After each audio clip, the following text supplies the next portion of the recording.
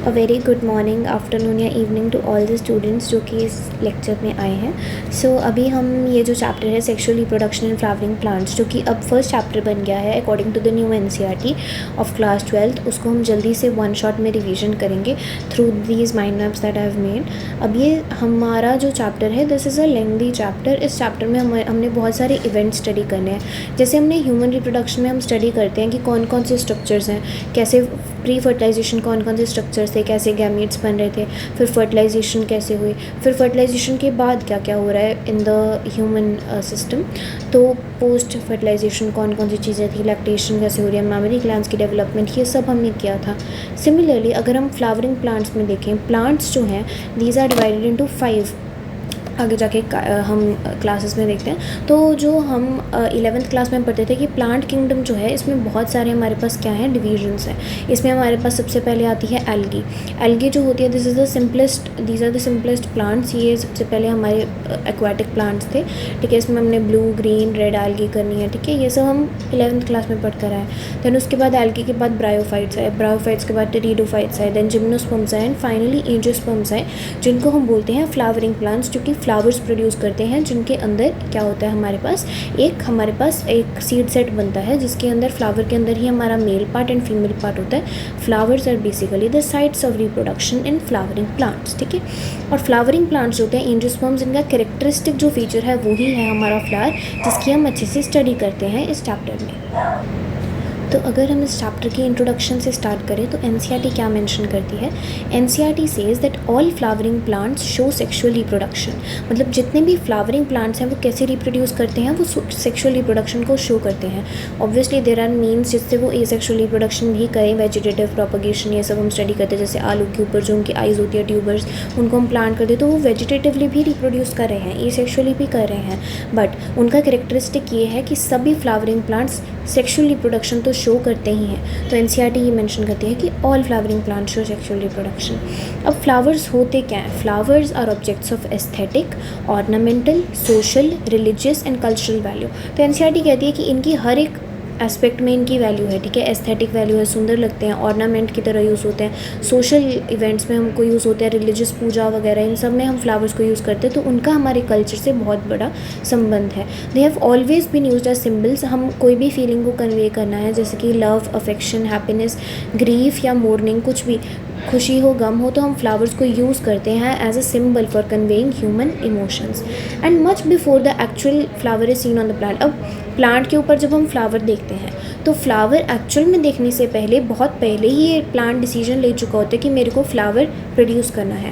That means कि basically एक जो फ्लावर प्रोड्यूस करने का डिसीजन होता है वो प्लांट में पहले ही आ जाता है, जिसके कारण जो प्लांट है वो कुछ हार्मोनल और स्ट्रक्चरल चेंजेस करता है जिससे एक फ्लावर प्रोड्यूस हो। कैसे चेंजेस? फॉर एग्जाम्पल, एक प्लांट की जो शूट एक्सेस होती है, जो हमारा प्लांट है वो डिवाइडेड होता है into a root and into a shoot. अब ये जो शूट होती है हमारी स्टेम पार्ट होती है, इसमें क्या होते हैं, हमारे पास बहुत सारे नोड्स होते हैं।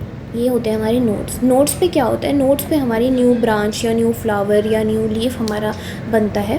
नोड पे बेसिकली एपिकल मेरिस्टम के कुछ सेल्स रह जाते हैं, जहाँ से हमारे पास कोई भी न्यू प्लांट पार्ट जनरेट होता है, और इनके बीच वाली सेक्शन को हम बोलते हैं इंटरनोड। शुगर केन में, हम गन्ने में ये इसको ईजिली आइडेंटिफाई कर सकते हैं, जहाँ जहाँ पे हमारा बीच वाला पार्ट जो होता है दैट इज़ द इंटरनोड, और जहाँ जहाँ पे हमको रिंग्स दिखती हैं those are the nodes. Now ये जो नोड्स और इंटरनोड्स का सिस्टम है, यही हमारा शूट एक्सेस बनाता है। फाइनली फ्लावर कैसे बनता है? फ्लावर में क्या हो जाता है, ये सारी इंटर नोड्स जो होती हैं ना, ये कंडेंस हो जाती हैं, ये एक टाइप से पिचक जाती हैं, मतलब साथ में जुड़ जाती हैं, ताकि इनकी लेंथ 0 हो जाए, और सारी की सारी जो नोड्स होती हैं, 4 नोड्स जो हैं वो एक ही जगह पे मतलब बन जाती हैं, जहाँ पे जिसको हम बोल देते हैं थैलेमस या फिर पेडिसल, ठीक है। यहाँ पे एक फ्लावर का बेस बनता है, जहाँ से चारों के चारों हमारे वोल्स निकलते हैं। 4 वर्ल्स होते हैं एक फ्लावर में, जो कि हम 11th में करते हैं मॉर्फोलॉजी में, हमारा सेपल्स, पेटल्स, देन एंड्रोशियम और गाइनोशियम, ठीक है। तो ये हमारा बेसिकली फ्लावर ऐसे बनता है, ठीक है। फ्लावर की डेवलपमेंट के लिए बहुत सारे जीन्स, बहुत सारे होम्योलिटिक जीन्स, बहुत सारी चीज़ें हमको डेवलपमेंट करवानी पड़ती है, बहुत सारे चेंजेस होते हैं, हार्मोन्स मतलब रिलीज़ करता है प्लांट, तो ये सब होता है। फाइनली देन एक फ्लावर प्रोड्यूस होता है। तो ये एनसीईआरटी मेंशन करती है। अब हम देखते हैं प्री फर्टिलाइजेशन, मतलब फर्टिलाइजेशन होने से पहले हमारे पास एक मेल पार्ट कैसे बना, फीमेल पार्ट कैसे बना और उनमें क्या क्या चेंजेस हो रहे हैं ताकि एक फ्लावर एक्चुअली प्रोड्यूस हो। तो अगर हम बात करें मेल की, तो स्टेमन, माइक्रोस्पोरेंजियम एंड पोलन ग्रेन। स्टेमन क्या होता है, हमारा male reproductive part of a flower. आप देखोगे, अगर आप हिबिस्कस का फ्लावर देखोगे उसमें आपको ईजिली दिख जाएगा एक मेल पार्ट। तो उसमें क्या होता है, स्टेमन, स्टेमन जो होता है this is basically the full स्टेमन। स्टेमन की दो पार्ट्स होते हैं, एक तो होता है हमारा एंथर जो कि ऊपर ये जो ग्रीन वाला स्ट्रक्चर है, और एक होता है हमारा फिलामेंट, ये जो लॉन्ग येलो वाला स्ट्रक्चर दिखाया गया है। फिलामेंट लंबा स्ट्रक्चर होता है, लॉन्ग सिलेंडर स्टॉक होता है, एंड एंथर जो होता है दिस इज़ द टर्मिनल, मतलब बिल्कुल एंड पे।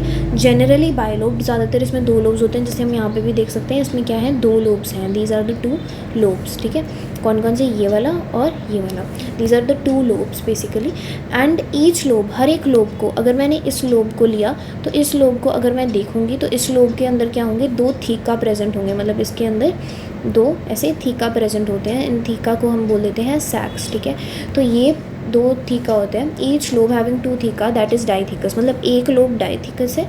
तो टोटल में कितने हो गए हमारे पास, चार थीका हो गए, ठीक है। एक लोब में दो थीका है तो पूरे हमारे एंथर में कितने होंगे, चार थीका होंगे, ठीक है। और इन थीका को सेपरेट करने वाली कौन सी चीज़ होती है, ऐसे अगर दो थीका प्रेजेंट है तो इनको बीच में से कौन सेपरेट करते हैं, एक लॉन्गिट्यूडनल ग्रूव रन करता है थ्रू। बेसिकली एक्चुअल में क्या होता है कि ये जो हमारे पास फॉर एग्जांपल ये दो लोब्स हैं ऐसे प्रेजेंट है, अब ये जो एक लोब है इसके अंदर एक ऐसा लॉन्गिट्यूडनल ग्रूव होता है जो सेपरेट करता है। तो अगर हम ऐसे देखेंगे तो यहाँ पे कितने थीका है हमारे पास, दो कंपार्टमेंट्स बन गए, एक ये वाला एक ये वाला नीचे वाला, तो ये हमारे पास डाइथीकस स्ट्रक्चर बन जाता है। तो ये जो बीच में से ग्रूव रन कर रहा है, ये हमारे पास दो लोब्स थे, एक लोब को मैंने लिया, ठीक है, तो उसमें से क्या रन करवा रही हूँ मैं, एक लॉन्गिट्यूडनल ग्रूव रन करवा रही हूँ। ये जो लॉन्गिट्यूडनल ग्रूव है ये क्या सेपरेट कर रहा है, इनटू इट्स टू कंपार्टमेंट्स, ठीक है। लेंथ वाइज ये लेंथ वाइज रन कर रहे हैं, ठीक है। तो this is how it runs. तो लॉन्गिट्यूडनल ग्रूव होता है जो कि उसको लेंथ वाइज रन करता है और सेपरेट करता है उन दोनों थीका को आपस में।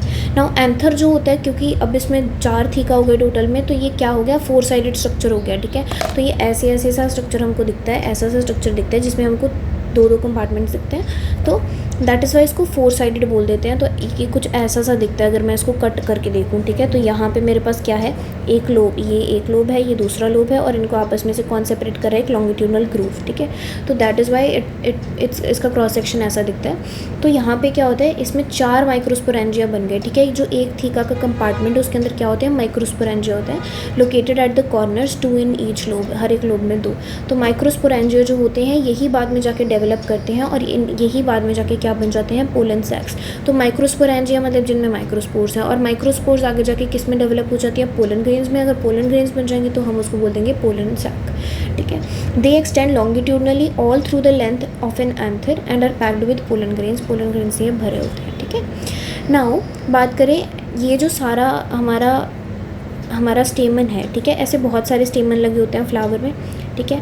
यहाँ पे हमारे सेपल्स थे, यहाँ पे हमारे पेटल्स हैं, फिर हमारे पास क्या होते हैं, ये होते हैं एंथर, बहुत सारे, मतलब एंथर और फिलामेंट होते हैं। ये स्टेमन्स का जो वर्ल होता है, ठीक है, मतलब वर्ल मतलब कि गुच्छा। तो ये जो गुच्छा होता है इसको मैं क्या बोलती हूँ, एंड्रोशियम बोलती हूँ, जिसको मैं ए से रिप्रेजेंट करती हूँ, ए से रिप्रेजेंट करती हूँ। This consist of a whorl of stamen representing the male reproductive organ, ठीक है।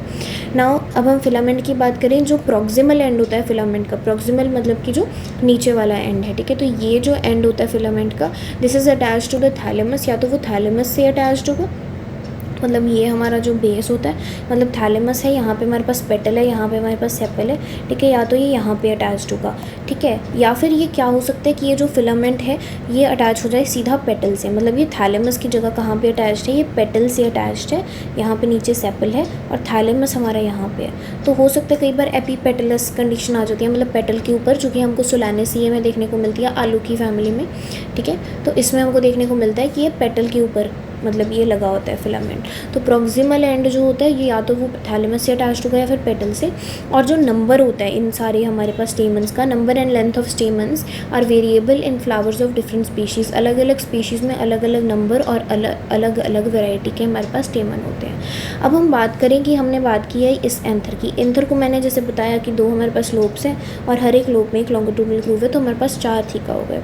अब उसका मैं क्रॉस सेक्शन करूँगी तो माइक्रोस्पोरेंजियम का स्ट्रक्चर कैसा आएगा, इसका ट्रांसफर सेक्शन देखा जाए तो एक typical microsporangium appears near circular, होता वो नियर सर्कुलर ही है, ठीक है, बट उसका अगर हम अच्छे से क्रॉस सेक्शन देखें तो ऐसा सा क्रॉस सेक्शन बन के आएगा। इसमें 4 लेयर्स होती हैं। सबसे बाहर वाली को हम एपिडर्मिस बोलते हैं, उसके अंदर वाली को मैं एंडोथीशियम बोलती हूँ, बीच वालियों को मैं मिडल लेयर्स बोलती हूँ, और ये जो हमारे पास लास्ट पे आती है दिस इज़ द टेपिटम, और टेपिटम के अंदर जो है वो हमारा होता है स्पोरोजिनस टिश्यू। नाउ जो बाहर वाली 3 है एपिडर्मिस, एंडोथीशियम और मिडल लेयर्स, ठीक है, ये क्या काम करती हैं, ये फंक्शन करती हैं प्रोटेक्शन का, मतलब कि वो प्रोटेक्ट करेंगे हमारे पोलन ग्रेन्स को। और जब हमको पोलन ग्रेन्स को रिलीज़ करवाना होगा, दैट मीन्स हमको डेहिसेंस करवानी होगी, तो यही लेयर्स जो है यही हमारा क्या करेंगे, रप्चर कर जाएंगे और पोलन ग्रेन्स यहाँ से ही निकलेंगे। तो डेहिसेंस में भी यही हेल्प करती हैं। देन लास्ट में आती है हमारे पास जो 4th लेयर है जो कि डायरेक्टली कॉन्टैक्ट में होती है, दैट इज़ द टेपिटम। ये इंपॉर्टेंट है because this is the inner most wall layer, और ये क्या करती है, नरिशमेंट प्रोवाइड करती है to the developing pollen grains.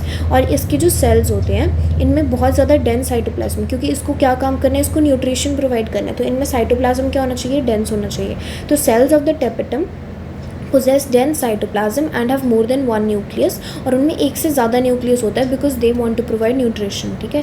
तो ये होता है अंदर जो होता है स्पोरोजिनस टिश्यू होता है ना, स्पोरोजिनस टिश्यू जो होता है ये कम्पैक्टली अरेंज्ड होमोजेनस सेल्स का बना होता है, मतलब कि बहुत ही टाइटली पैक्ड होते हैं, और सेल्स जो होते हैं सारे एक टाइप के होते हैं, होमोजेनस मतलब कि एक टाइप के कॉम्पोजिशन के स्ट्रक्चर में ना ऑक्यूपाई करते हैं सेंटर ऑफ ईच माइक्रोस्पोरेंजियम। तो ये जो पूरा सैक है इसको मैं माइक्रोस्पोरेंजियम बोल रही हूँ।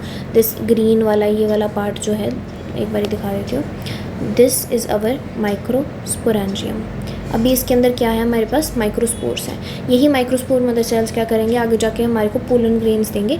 तब जब पोलन ग्रेन्स बन जाएंगे तब मैं इसको माइक्रोस्पोरेंजियम नहीं कहूँगी, तब मैं इसको पोलन सैक कह दूँगी, क्योंकि इसमें अब पोलन है, ठीक है। This is very simple. अब हम आते हैं माइक्रोस्पोरोजेनेसिस। तो हमने देख लिया कि ये माइक्रोस्पोर्स यहाँ पे अभी पड़े हैं। अब हम देखते हैं कि इन माइक्रोस्पोर मदर सेल से यहाँ पे जो हमारा माइक्रोस्पोरेंजियम है इसके अंदर जो सेल्स पड़े हैं जो कि डिप्लॉयड हैं, जो कि क्या है, डिप्लॉयड हैं, सोमैटिक सेल्स हैं अभी ये बाद में जाके गैमीट्स कैसे बनेंगे, हमारे पोलन ग्रेन्स कैसे बनेंगे, ठीक है, गेमेटोफाइट कैसे बनेंगे। तो हम बात करते हैं माइक्रोस्पोरोजेनेसिस इज़ अ प्रोसेस, जैसे हमने वहाँ पे किया था स्पर्मेटोजेनेसिस, ठीक है, oogenesis, मतलब वो सब ह्यूमन रिप्रोडक्शन में था। वैसे ही प्लांट्स में क्या होता है, हमारे फ्लावरिंग प्लांट्स में हम बोलते हैं माइक्रोस्पोरोजेनेसिस। जेनेसिस मतलब कि फॉर्मेशन, तो माइक्रोस्पोर्स का बनना is microsporogenesis is a process of formation of microspores. कहाँ से, from pollen mother cell. Pollen जिस सेल से बनेगा उसको मैं क्या बोलूँगी, पोलन मदर सेल। तो जैसे जैसे हमारा एंथर डेवलप होता है तो सेल्स क्या करते हैं स्पोरोजिनस टिश्यू के, इन स्पोरोजिनस टिश्यू के सेल्स को, ये जो अंदर मैंने बताए थे ये जो सेल्स पड़े हैं इनको मैं बोलती हूँ पोलन के मदर सेल्स। इनके जो सेल्स होते हैं ये मियोसिस करते हैं, और मियोसिस करके ये क्या बना लेते हैं, एक माइक्रोस्पोर टेट्राड, मतलब एक जो सेल है मियोसिस के बाद 4 सेल बनाता है, तो ये टेट्राड बोल दूँगी मैं इसको। टेट्रा मतलब कि 4, तो टेट्राड बना लेगा। ये 2n से n कंडीशन, मतलब डिप्लॉयड से हैप्लॉयड हो जाएगा, ठीक है ना। हर एक सेल जो होता है स्पोरोजिनस टिश्यू का ये एक पोटेंशियल पोलन या माइक्रोस्पोर मदर सेल है। इसमें हर एक सेल जो है वो पोलन को, मतलब पोटेंशियल है उसमें पोलन बनाने का। और माइक्रोस्पोर्स जैसे ही बन जाती हैं, मतलब कि हमारे पास माइक्रोस्पोर का टेट्राड बन गया, 4 हमारे पास माइक्रोस्पोर्स बन गए, उनको अरेंज किया जाता है in a cluster of 4 cells, ठीक है, which is known as the microspore tetrad, जो कि ऐसा सा अरेंजमेंट होता है। तो इसको मैं क्या बोलती हूँ, माइक्रोस्पोर टेट्राड। जैसे हमारे पास मियोसिस होगी तो वो जो डॉटर सेल्स हैं वो एक टेट्राड की फॉर्मेशन कर लेते हैं, tetragonal structure. Now as the anthers mature और डिहाइड्रेट, अब जैसे जैसे वो एंथर्स और मेच्योर हो जाएंगे और डिहाइड्रेट मतलब कि वाटर का कंटेंट कम हो जाएगा, तो माइक्रोस्पोर्स क्या कर जाती हैं, डिसोसिएट, एक दूसरे से अलग हो जाती हैं। क्योंकि ये पहले क्या हुई थी, जुड़ी हुई थी, किससे जुड़ी हुई थी, ऑब्वियसली वाटर का कुछ कंटेंट होगा या कुछ चीज़ें होंगी जिससे वो जुड़ी हुई हैं। जैसे वो डिहाइड्रेट हो रहा है तो वो क्या हो जाएंगे, एक दूसरे से डिसोसिएट हो जाएंगी फ्रॉम ईच अदर और डेवलप कर जाती हैं इनटू पोलन ग्रेन्स, ठीक है। अब हम बात करते हैं कुछ फैक्ट्स की, जैसे क्या होता है। अब हमको पता चल गया कि पोलन ग्रेन्स, माइक्रोस्पोर्स है बेसिकली हमारे पोलन ग्रेन्स। अब ये जो पोलन ग्रेन्स हमारे पास बन गए हैं इनके बारे में कुछ हमको देखना है कि ये होते क्या है। पोलन ग्रेन्स जो होते हैं, दिस इज़ वेरी इंपॉर्टेंट कि ये रिप्रेजेंट करते हैं हमारे male gametophyte. Remember there is a difference between gametophyte and gamete. Gametophyte होता है गैमीट को बियर करने वाला, गैमीट को रखने वाला, ठीक है। गैमीट अलग चीज़ है। तो ये जो पोलन ग्रेन है ये मेल गैमीट नहीं है, this is the male gametophyte. और मेल गैमीट क्या होंगे, इसके अंदर जो जनरेटिव सेल होता है, इस पोलन ग्रेन के अंदर भी 2 टाइप के सेल होते हैं, वेजिटेटिव और जनरेटिव सेल। ये जो छोटा वाला सेल है दिस इज़ द हमारा जनरेटिव सेल, और ये जो जनरेटिव सेल होगा ये आगे जाके हमारे पास 2 मेल गैमीट्स बनाएगा, those will be the male gametes, ठीक है। पोलन ग्रेन मेल गैमीट नहीं है। This is the male gametophyte. A variety of architecture, मतलब अलग अलग हमको इसकी कॉम्पोजिशंस देखने को मिलती हैं, साइज़ में अलग अलग पोलन होते हैं, शेप्स में, कलर्स में। Designs are seen on pollen grains of different species, उसकी सरफेस को देखेंगे ना तो हमको बहुत ज़्यादा वैरायटी देखने को मिलेगी पोलन ग्रेन्स में भी।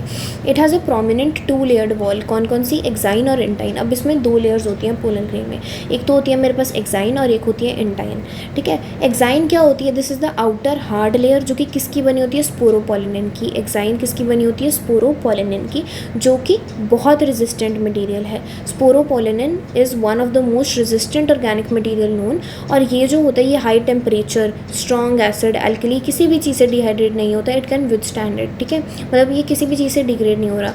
No enzyme that can degrade it is known, अभी तक ऐसा हमको एक भी एंजाइम ही नहीं पता जो इसको डिग्रेड कर पाए, ठीक है।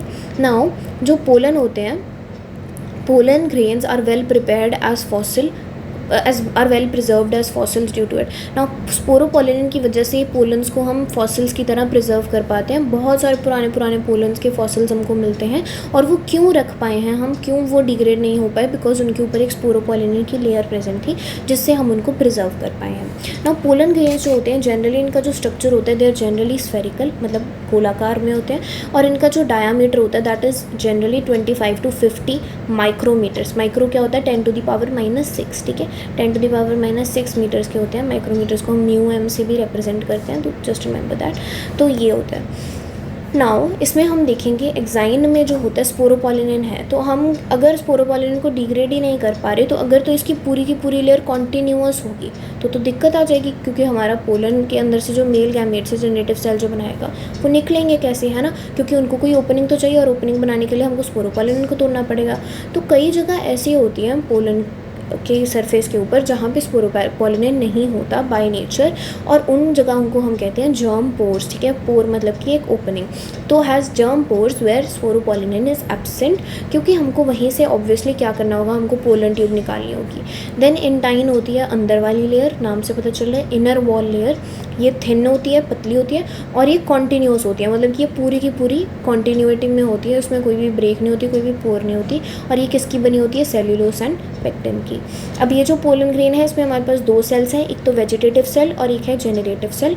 जो बड़ा वाला सेल होगा वेजिटेटिव होगा, बिगर हैज़ एबंडेंट, इसमें बहुत सारा फूड रिजर्व होगा, और बहुत एक बड़ा हमारे पास क्या होगा, इरेगुलरली शेप्ड न्यूक्लियस होगा। ये हम देख रहे हैं इरेगुलर सी शेप है इसकी, ठीक है। तो this is an irregularly shaped nucleus. ये पोलन है हमारा 2 सेल स्टेज पे, जहाँ पे एक वेजिटेटिव सेल है और दूसरा जनरेटिव सेल है, ठीक है। जनरेटिव सेल क्या है, छोटा है ऑब्वियसली, ये फ्लोट करता है इन द साइटोप्लाज्म। अब हमको इस स्ट्रक्चर में ऐसा लग रहा होगा कि अच्छा ये तो यहाँ पे फिक्स्ड है, ठीक है। ये फिक्स्ड नहीं होता, ये कभी यहाँ पे भी आ जाता है, फ्लोट करता करता साइटोप्लाज्म में, यहाँ पे भी हो सकता है, तो ये फ्लोट करता रहता है in the cytoplasm of the vegetative cell, ठीक है।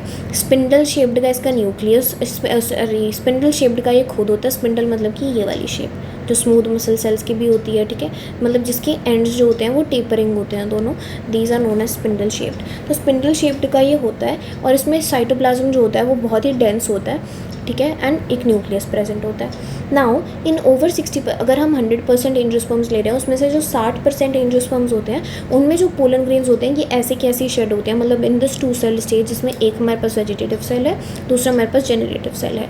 और ये जो 2 सेल स्टेज है, ये 3 सेल स्टेज कब बनती है, जब पोलन ट्यूब अंदर चली जाती है हमारे पास इन द स्टाइल, ठीक है। बाद में जाके जब वो फीमेल पार्ट में जाएगी तब वो 3 सेल्ड बनेगा, ठीक है, in the remaining species. But shed होने के टाइम पे कौन सी स्टेज पे, 2 सेल स्टेज पे 60% में। बाकी की जो 40% है उनमें क्या होता है, ये जो जनरेटिव सेल होता है ये माइटोटिकली डिवाइड करके 2 मेल गैमेट्स बना लेता है before pollen grains are shed. तो शेडिंग होने से पहले, डेहिसेंस होने से पहले ही हमारे पास क्या हो जाती है, 3 सेल की स्टेज आ जाती है इन 40% ऑफ द एंजियोस्पर्म्स, ठीक है।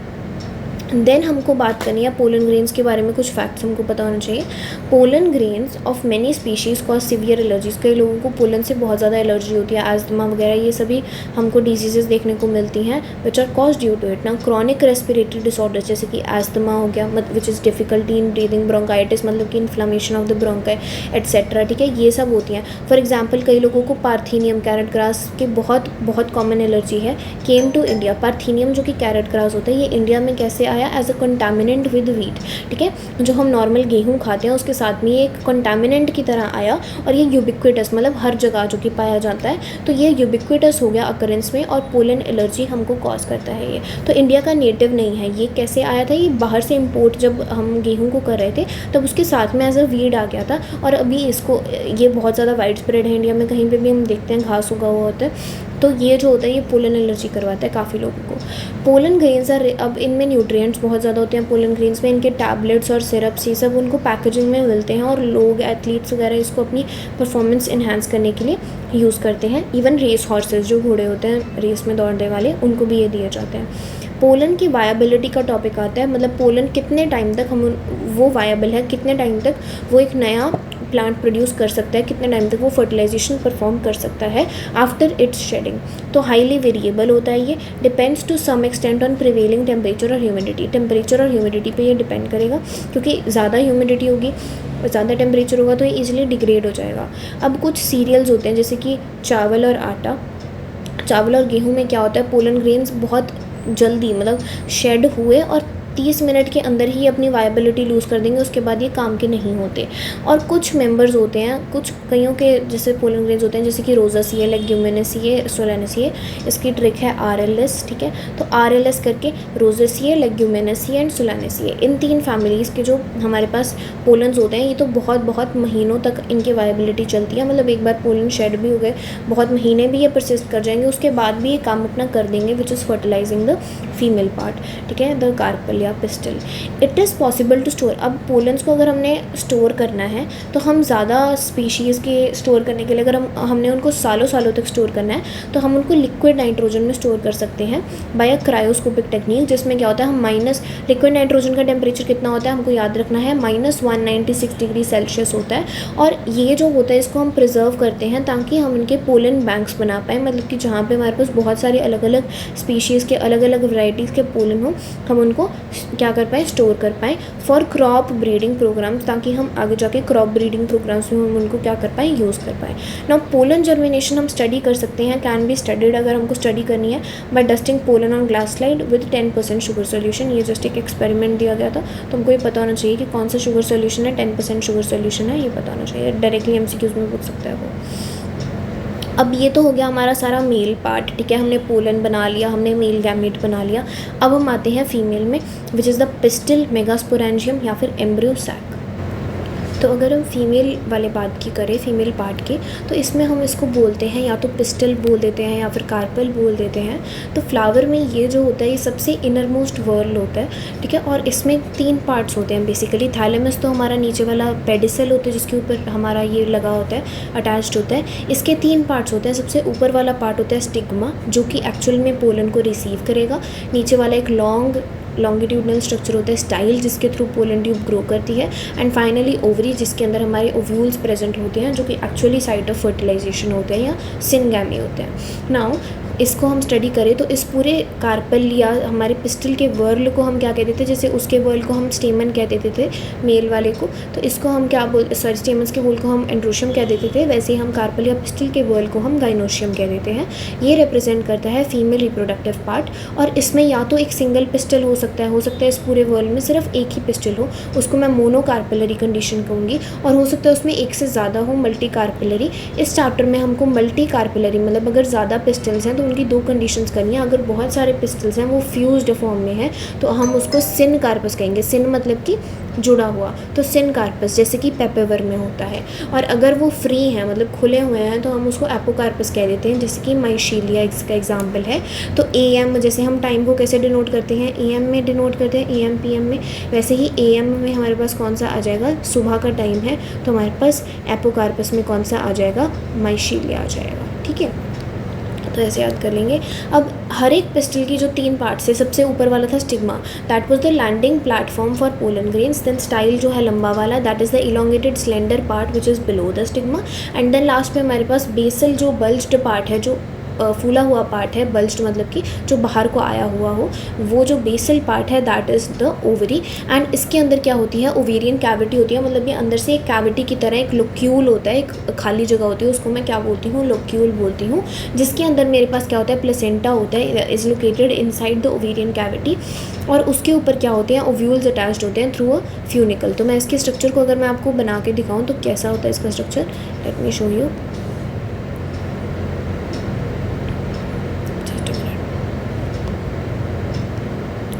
तो इसके स्ट्रक्चर में क्या होता है, मेरे पास for example this is the ovary, ठीक है। तो इस ओवरी में क्या होगा, एक मेरे पास प्लेसेंटा होगा जिसके ऊपर सारे मेरे ओव्यूल्स लगे होंगे, दिस इज़ द प्लेसेंटा। ये ओवरी है, ओवरी की कैविटी है लोक्यूल, इसके अंदर मेरे पास एक प्लेसेंटा है। इस प्लेसेंटा के ऊपर क्या होंगे, बहुत सारे क्या होंगे, फ्यूनिकल्स होंगे, ठीक है। क्या होंगे, funicle, this is the funicle, green वाला, ठीक है। और इस फ्यूनिकल के ऊपर क्या लगे होंगे, ओव्यूल्स लगे होंगे। तो ओव्यूल्स फ्यूनिकल के थ्रू प्लेसेंटा पे अटैच्ड होते हैं, दीज आर आवर ओव्यूल्स, ठीक है। तो ऐसा लगा होता है ये, इसके अंदर ओवरी के अंदर वाला स्ट्रक्चर कुछ ऐसा होता है। देन हम बात करें, अगर हम बात करें वन ओव्यूल, अगर एक ओवरी में सिर्फ एक ओव्यूल है तो उसका एग्जांपल हमारे पास क्या आ जाएगा, कनक, हमारा चावल, पैडी और मैंगो। उनमें हम देखते हैं सिर्फ एक ही सीड है, मैंगो के अंदर एक ही सीड बनता है, तो ओव्यूल जो होता है वही जाके आगे क्या बनता है, हमारा सीड बनता है। सिमिलरली वीट, पैडी, मैंगो, ये हमारे एग्जांपल्स हो गए वन ओव्यूल इन ओवरी। और अगर ज़्यादा ओव्यूल्स हैं, फॉर एग्जांपल पपाया में बहुत सारे बीज होते हैं, वाटरमेलन में बहुत सारे बीज होते हैं, इवन ऑर्चिड्स के बहुत सारे गुच्छे में वो लगा होता है, फ्लावर्स जो होते हैं, सो ऑर्चिड्स हो गया इसका एग्जाम्पल। तो ये सब हमारे जो होते हैं, दीज आर एग्जाम्पल्स। एंड ये स्ट्रक्चर, मेन हमारा जो स्ट्रक्चर होता है, this is the main structure of the female reproductive part. अब मैं ओव्यूल को अगर मैं अंदर से देखूँ, ये पिंक वाले जो मेरे ओव्यूल्स हैं लगे हुए हैं, उनको मैं अच्छे से अंदर से देखूँ तो दिस इज़ द स्ट्रक्चर। ये ओव्यूल जो होता है ये पहले इस स्ट्रक्चर में प्रेजेंट होता है, जैसे वो माइक्रोस्पोरेंजियम की फॉर्म में प्रेजेंट था जिसके अंदर पोलन मदर सेल थे, वैसे यहाँ पे ओव्यूल जो होता है ये मेगास्पोरेंजियम, मेगा मतलब बड़ा वाला, तो माइक्रो मतलब छोटे जो कि हमारे मेल गैमीट्स होते हैं, और मेगा मतलब बड़ा जो हमारा एक फीमेल गैमीट होता है। तो मेगास्पोरेंजियम या ओव्यूल होता है, ये कुछ ऐसा स्ट्रक्चर होता है, this is the structure of an anatropous. हम देखेंगे ओव्यूल्स जो होते हैं ये अपनी पोजीशन के अकॉर्डिंग एनाट्रोपस, ऑर्थोट्रोपस, बहुत सारे अलग अलग फॉर्म्स में मिलते हैं, बट हमको हमारी एनसीईआरटी सिर्फ ये एनाट्रोपस ओव्यूल का एग्जांपल देती है ना। एनाट्रोपस ओव्यूल में हमको क्या देख रहे हैं हम, हमारे पास यहाँ पे जो है दिस इज़ द फ्यूनिकल जो मैंने बताया था, है ना, जो स्टॉक है जो कि ओव्यूल को ज्वाइन कर रही है to the placenta. And hilum जो है this is the small region जहाँ पे बॉडी जो है फ्यूज़ कर रही है फ्यूनिकल के साथ। तो ये जो पॉइंट होता है ना, ये जो पॉइंट होता है, दिस पॉइंट जहाँ पे ओव्यूल और फ्यूनिकल एक दूसरे से ज्वाइन कर रहे होते हैं, this point is called the hilum, ठीक है। देन हमारे पास आती है माइक्रोपाइल। माइक्रोपाइल हम देखेंगे स्मॉल ओपनिंग है माइक्रोपाइल, ठीक है। पाइल से हम याद करेंगे पोर टाइप, तो छोटी सी ओपनिंग होती है जहाँ पे इंटेग्यूमेंट नहीं होता, यहीं से पोलन सैक, पोलन जो हमारी ट्यूब होगी वो एंटर करती है, जहाँ पे गेमीट्स जो होते हैं वो एम्ब्रियो सैक में ट्रांसफ़र हो जाते हैं। तो ये माइक्रोपाइलर एंड हो जाता है, ये this is a chalazal end. तो हम कैसे याद करेंगे, ये चलाजल जो होता है ये पोलन ट्यूब को कहते हैं चला जा, ठीक है। चलाजा क्या बोलता है, चला जा, मतलब माइक्रोपाइल वाले एंड से तू एंटर कर, यहाँ से नहीं एंट्री मिलेगी, ठीक है। तो ये उसको क्या बोलता है, चला जा। तो ये हमारा होता है न्यूसेलस, ठीक है। बीच वाला जो टिश्यू होता है दिस इज़ प्योरली न्यूसेलस, मतलब ये सिर्फ मास ऑफ सेल्स है जो कि डिप्लॉयड होते हैं। इसके बीच में एक एम्ब्रियो सैक बनती है, ये एम्ब्रियो सैक जो होती है ये बाद में बनती है आफ्टर हमारी मेगास्पोरोजेनेसिस। तो ये जो एम्ब्रियो सैक होती है ये इसकी पोजीशन कहाँ पे होती है, न्यूसेलस के अंदर। चलाजा जो होता है this is the basal part of the ovule, और माइक्रोपाइलर एंड जो होता है that is the distal end of the ovule. तो हमारे पास ये हो जाएगा। Now this is the anatropous ovule, ठीक है। अब हम बात करते हैं मेगास्पोरोजेनेसिस। तो ये बन कैसे रही है, हमारे पास जो एम्ब्रियो सैक है that is the female gametophyte, इसके अंदर हमारे पास फीमेल गैमीट जो होता है that is this one egg. तो ये हमारा फीमेल गैमीटोफाइट है। अगेन गैमीटोफाइट और गैमीट में क्या अंतर है, gamete is the actual thing जो कि गो थ्रू करता है फर्टिलाइजेशन, एंड गैमीटोफाइट वो चीज़ होती है जो कि गैमीट को बियर करती है। तो यहाँ पे हमारे पास क्या है, हमारे पास गैमीट है, ये गैमीट है, एग जो है दिस इज़ द गैमीट, ठीक है। हाईलाइट नहीं हो रहा है तो मैं एक बार दिखा देती हूँ, this is our female gamete, egg जो है this is the female gamete, ठीक है। ये जो है ये हमारा पीछे दिख रहा है, ये एक्चुअल में पीछे पूरा लॉन्गिट्यूडनल स्ट्रक्चर है, तो ये पूरा हमारा क्या होता है, एग होता है। और ये जो एग होता है इसी के हमारे पास देखेंगे हम, इस एग की साइड में हमारे पास सिनर्जिड्स हैं, ऊपर एंटीपोडल्स हैं। तो चलाजल एंड पे हमारे पास क्या होते हैं, हमारे पास एसी चल रहा होता है, चलाजल एंड पे एसी चल रहा होता है, एंटीपोडल सेल्स होते हैं, और नीचे माइक्रोपाइलर एंड होता है जहाँ पे एक एग सेल होता है और 2 सिनर्जिड्स होते हैं। तो हमने यहाँ पे क्या देखना है कि मेगास्पोरोजेनेसिस में क्या हो रही है, प्रोसेस हो रही है, फॉर्मेशन ऑफ मेगास्पोर्स हो रही है फ्रॉम मेगास्पोर मदर सेल्स। ठीक है, वहाँ पे माइक्रोस्पोर पोलन मदर सेल्स है, माइक्रोस्पोर मदर सेल्स से यहाँ पे हमारे पास मेगास्पोर मदर सेल्स हैं। क्या हो रहा है इनमें, हम देखेंगे मेगास्पोर बन रही है कैसे। ओव्यूल जो होता है जनरली डिफरेंशिएट करता है a single megaspore mother cell, मतलब वहाँ पे क्या थे, सारे जो मेगास्पोर हमारी माइक्रोस्पोरेंजियम के अंदर सेल्स थे दे वर पोटेंशियल पोलन मदर सेल। यहाँ पे सिर्फ एक ही सेल होता है जो कि डिफरेंशिएट करके only one cell acts as the single megaspore mother cell, जो कि आगे जाके क्या करेगा, मियोसिस करके 4 मेगास्पोर्स प्रोड्यूस करेगा, और देन उसकी क्या होगी, मोनोस्पोरिक डेवलपमेंट, मतलब उन 4 मेगास्पोर्स में से भी सिर्फ एक ही मेगास्पोर जो है वो सर्वाइव करेगी। ऐसे 4 मेगास्पोर्स हैं, तो उनमें से सिर्फ चलाजल एंड वाली सर्वाइव करेगी, नीचे वाली तीनों क्या कर दी जाएंगी, डिग्रेड कर दी जाएंगी। तो हमारे पास एक मेगास्पोर बचेगी, वही मेगास्पोर जो है ये आगे जाके क्या बना देगी, हमारा फीमेल गैमेटोफाइट। तो मेजॉरिटी ऑफ फ्लावरिंग प्लांट्स में 1 मेगास्पोर रिमेन्स फंक्शनल, और 3 क्या कर जाती हैं, डीजेनरेट कर जाती हैं। और फंक्शनल मेगास्पोर जो होती है ये हमारा फीमेल गैमेटोफाइट बनाएगी, which is the embryo sac. कैसे बनाएगी, न्यूक्लियस जो होता है फंक्शनल मेगास्पोर का, ये फ्री न्यूक्लियर डिवीजन करना शुरू कर देता है, मतलब इसमें सिर्फ न्यूक्लियस डिवाइड कर रहा है और साइटोप्लाज्म वैसे का वैसे ही पड़ा है, तो सिर्फ न्यूक्लियर डिवीजन हो रही है, हमारे पास कोई भी सेल वॉल या हमारे पास प्लाज्मा मेम्ब्रेन नहीं बन रही है। तो फ्री न्यूक्लियर माइटोटिक डिवीजन हो रही है, ताकि एक न्यूक्लियस से क्या बन जाएंगे, सबसे पहले डिवीजन होगी, तो यहाँ पे हमारे पास क्या बन गए, 2 न्यूक्लियस बन गए। देन ये क्या करेंगे, ऑपोजिट पोल पे चले जाएंगे, मतलब एक दूसरे से दूर चले जाएंगे। ठीक है, तो ये कहाँ पे आ गए, यहाँ पे आ गए हैं। ठीक है, देन क्या हुई, 2 मोर सिक्वेंशियल माइटोटिक डिवीजन्स हमारे पास हुई। ठीक है, to form 2 nuclei which move to opposite pole. तो यहाँ पे क्या हुआ, ये जाते जाते क्या इन्होंने फिर से डिवाइड कर लिया, तो इन्होंने 2 और बना ली।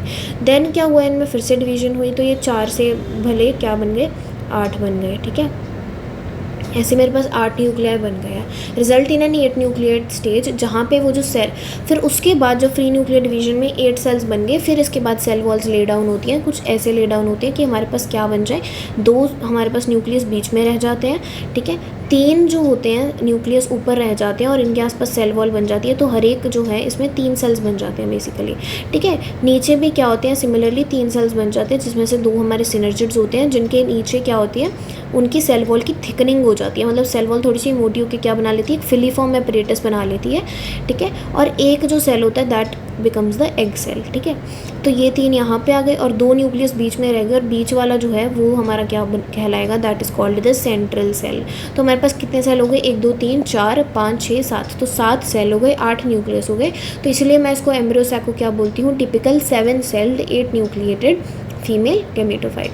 और एम्ब्रियो सैक में क्या होता है, क्योंकि 3 सेल्ड एग एपरेटस होता है ना, एग एपरेटस कौन सा है हमारे पास, एग और सिनर्जिड्स को मिला के मैं एग एपरेटस बोलती हूँ। ठीक है, तो एक 3 सेल्ड एग एपरेटस होता है एट माइक्रोपाइलर एंड, जिसमें एक एग सेल है और 2 सिनर्जिड्स हैं फिलीफॉर्म एपरेटस के साथ में, जो कि फिलीफॉर्म एपरेटस क्या काम करता है, गाइड करता है pollen tube into the synergid. ठीक है, और 3 एंटीपोडल्स हैं चलाजल एंड पे, ए सी। ठीक है, और एक लार्ज सेंट्रल सेल है जिसके अंदर 2 पोलर न्यूक्लियाई प्रेजेंट होते हैं। तो एम्ब्रियो सैक की फॉर्मेशन जो होती है from a single megaspore is called monosporic development, क्योंकि सिर्फ मोनो मतलब एक और स्पोर मतलब हमारी मेगास्पोर, तो एक ही क्योंकि मेगास्पोर फंक्शनल रह पाई है, वही डेवलप की है, तो मैं इस डेवलपमेंट को क्या बोलूँगी, मोनोस्पोरिक डेवलपमेंट। ठीक है, अब इसमें क्या होता है, इसमें मैं देखूँ, अब ये हो गई हमारे पास फीमेल गैमेटोफाइट बन गया, मेल गैमेटोफाइट बन गया। अब मैं करवाऊँगी पॉलिनेशन, मतलब पोलन ग्रेन को मैं लेकर आऊँगी अब फीमेल पार्ट तक। कैसे लेकर आऊँगी, पॉलिनेशन जो होता है this is the transfer of pollen जो कि शेड हो चुके हैं from the anther to the stigma of the pistil. Stigma ये वाला पार्ट था जो कि ऊपर वाला, ये वाला पार्ट है हमारा स्टिग्मा, तो यहाँ तक लेकर आने को ही मैं क्या बोलूँगी, पॉलिनेशन। ठीक है, उसके बाद जो चीज़ें होंगी they will bee pollen pistil interaction. तो अब पॉलिनेशन क्या होती है, ये भी हमारे पास अलग अलग टाइप्स की होती है। इसमें मेन हमने 3 टाइप्स करनी है ऑन द बेसिस ऑफ हमारा कि पोलन जो है, पॉलिनेशन जो हो रही है वो जेनेटिकली और फंक्शनली कैसी है। तो पॉलिनेशन अगर सेम फ्लावर और सेम प्लांट में हो रही है, मतलब मैंने क्या लिए, कंडीशंस क्या लिए हैं, मेरे पास एक प्लांट है, ठीक है, उसमें एक फ्लावर है, उसी के अंदर उसी के मेल पार्ट से जो पोलन निकला उसी के फीमेल पार्ट में चला गया, उसी के कार्पेल पिस्टल में चला गया, उसी के स्टिग्मा पे जाके लैंड किया, तो this is called autogamy. Pollination is achieved within the same flower, that is, इसको मैं एक बार दिखा देती हूँ, ठीक है। ऑटोगैमी को कैसे है कि हमारे पास एक प्लांट है, उसके ऊपर हमारे पास एक फ्लावर है, उसी का जो मेल पार्ट है वही उसके फीमेल पार्ट को क्या कर रहा है, फर्टिलाइज कर रहा है, दैट इज़ कॉल्ड ऑटोगैमी। ठीक है, this is autogamy. Pollination is achieved within the same flower, that is transfer of pollen from anther to the stigma of the same flower. इसमें क्या होना चाहिए, सिंक्रोनी होनी चाहिए कि जैसे ही हमारा पोलन रिलीज़ हुआ, ठीक है, मतलब पोलन हमारे मैच्योर होकर डेhiscence हो गई उनकी, वैसे ही जो हमारे पास स्टिग्मा है उसकी भी रिसेप्टिविटी होनी चाहिए। तो ये जो सिंक्रोनी है ये बहुत इंपॉर्टेंट है, बिकॉज हमारा जो एंथर है जैसे ही उसने हमारे पोलन ग्रेन शेड किए तो वो पिस्टल तक सेम टाइम पे पहुंचने चाहिए जब तक पोलन वायबल है। तो इट रिक्वायर्स सिंक्रोनी, मतलब कि एक रिदम होनी चाहिए उनकी रिलीज़ और रिसेप्टिविटी में। अब इसमें हमने 2 टाइप के फ्लावर्स करने हैं। क्लिस्टोगैमस फ्लावर, इसके नाम में CL आ रहा है तो मतलब कि क्लोज्ड होने चाहिए, क्लोज्ड होता है तो CL हमको बताना चाहिए। क्लिस्टोगैमस जो होते हैं ये ओपन नहीं होते, ये क्लोज्ड होते हैं फ्लावर्स। इनके अंदर क्या होता है, मेल और फीमेल पार्ट मतलब फ्लावर के अंदर जो होता है वो बंद पड़े होते हैं। ये इनवेरिएबली ऑटोगैमस है, मतलब ये ऑटोगैमी के अलावा कुछ कर ही नहीं सकते क्योंकि फ्लावर के अंदर दोनों मेल और फीमेल बंद हैं। ठीक है, तो मेल पार्ट जैसे ही पोलन को अंदर शेड करेगा तो वो अंदर ही रह जाएगा और अंदर वाले स्टिग्मा पे ही लैंड कर पाएगा। ये इनवेरिएबल है, इसके अलावा हम कुछ कर भी नहीं सकते। इसके एग्जाम्पल कौन कौन से हैं, वायोला, कॉमन पैंसी इसको बोलते हैं, ऑक्सैलिस और कॉमेलिना। ठीक है, ये नाम याद करने हैं, VOC। ठीक है, COV भी कर सकते हैं, जैसे कोविड आया था तो COV। ठीक है, कॉमेलिना, ऑक्सैलिस, वायोला।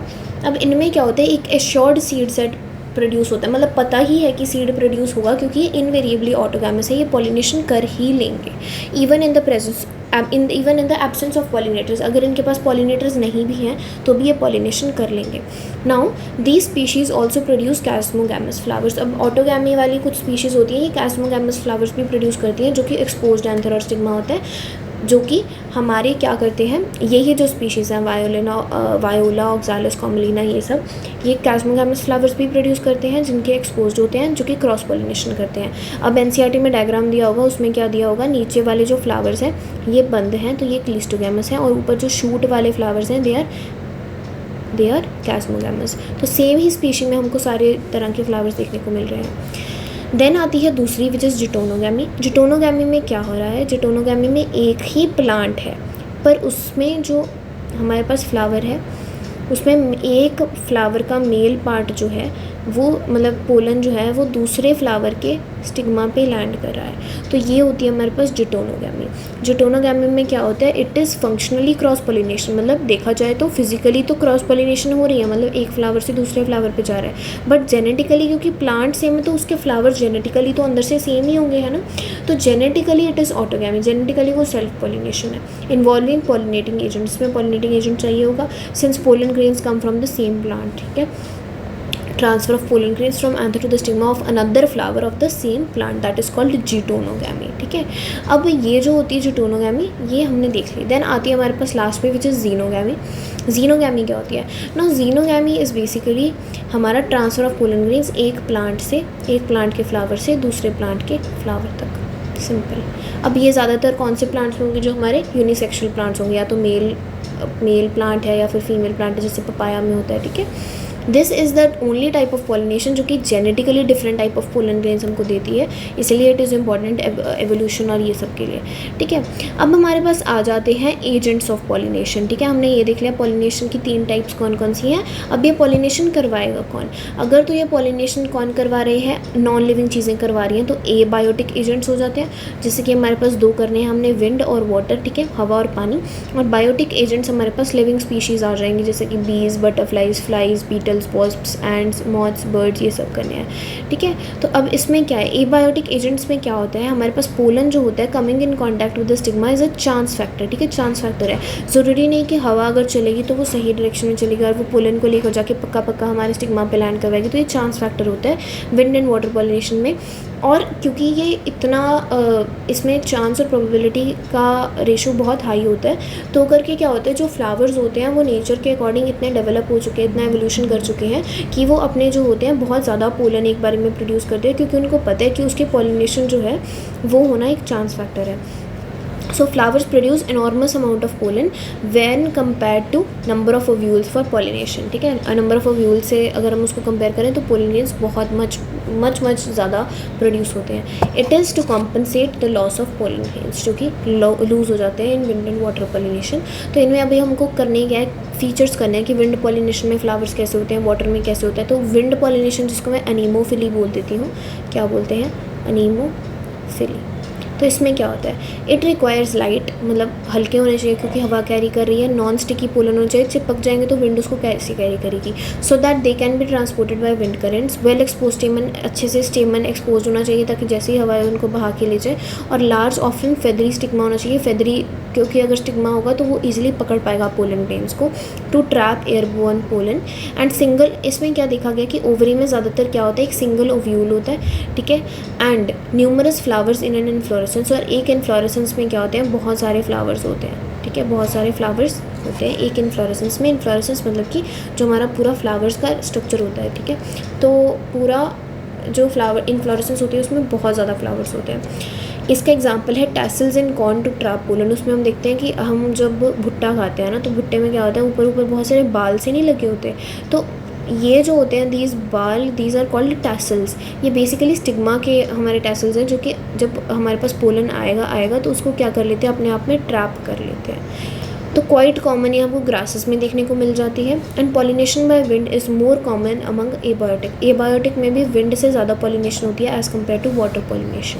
अब वाटर पॉलिनेशन क्या है, सिर्फ 30 जेनरा तक ही लिमिटेड है, 30 genera of plants only to हमारी वाटर पॉलिनेशन। हालांकि एंजियोस्पर्म्स में बहुत सारे जेनरा होते हैं, थाउजेंड्स ऑफ जेनरा होते हैं, बट उनमें से सिर्फ 30 जेनरा वाटर पॉलिनेशन कर रहे हैं। अब इनमें से और वो भी 30 जेनरा ज़्यादातर क्या है, मोनोकॉटिलेडन्स के हैं, डाइकॉट्स नहीं करते हैं।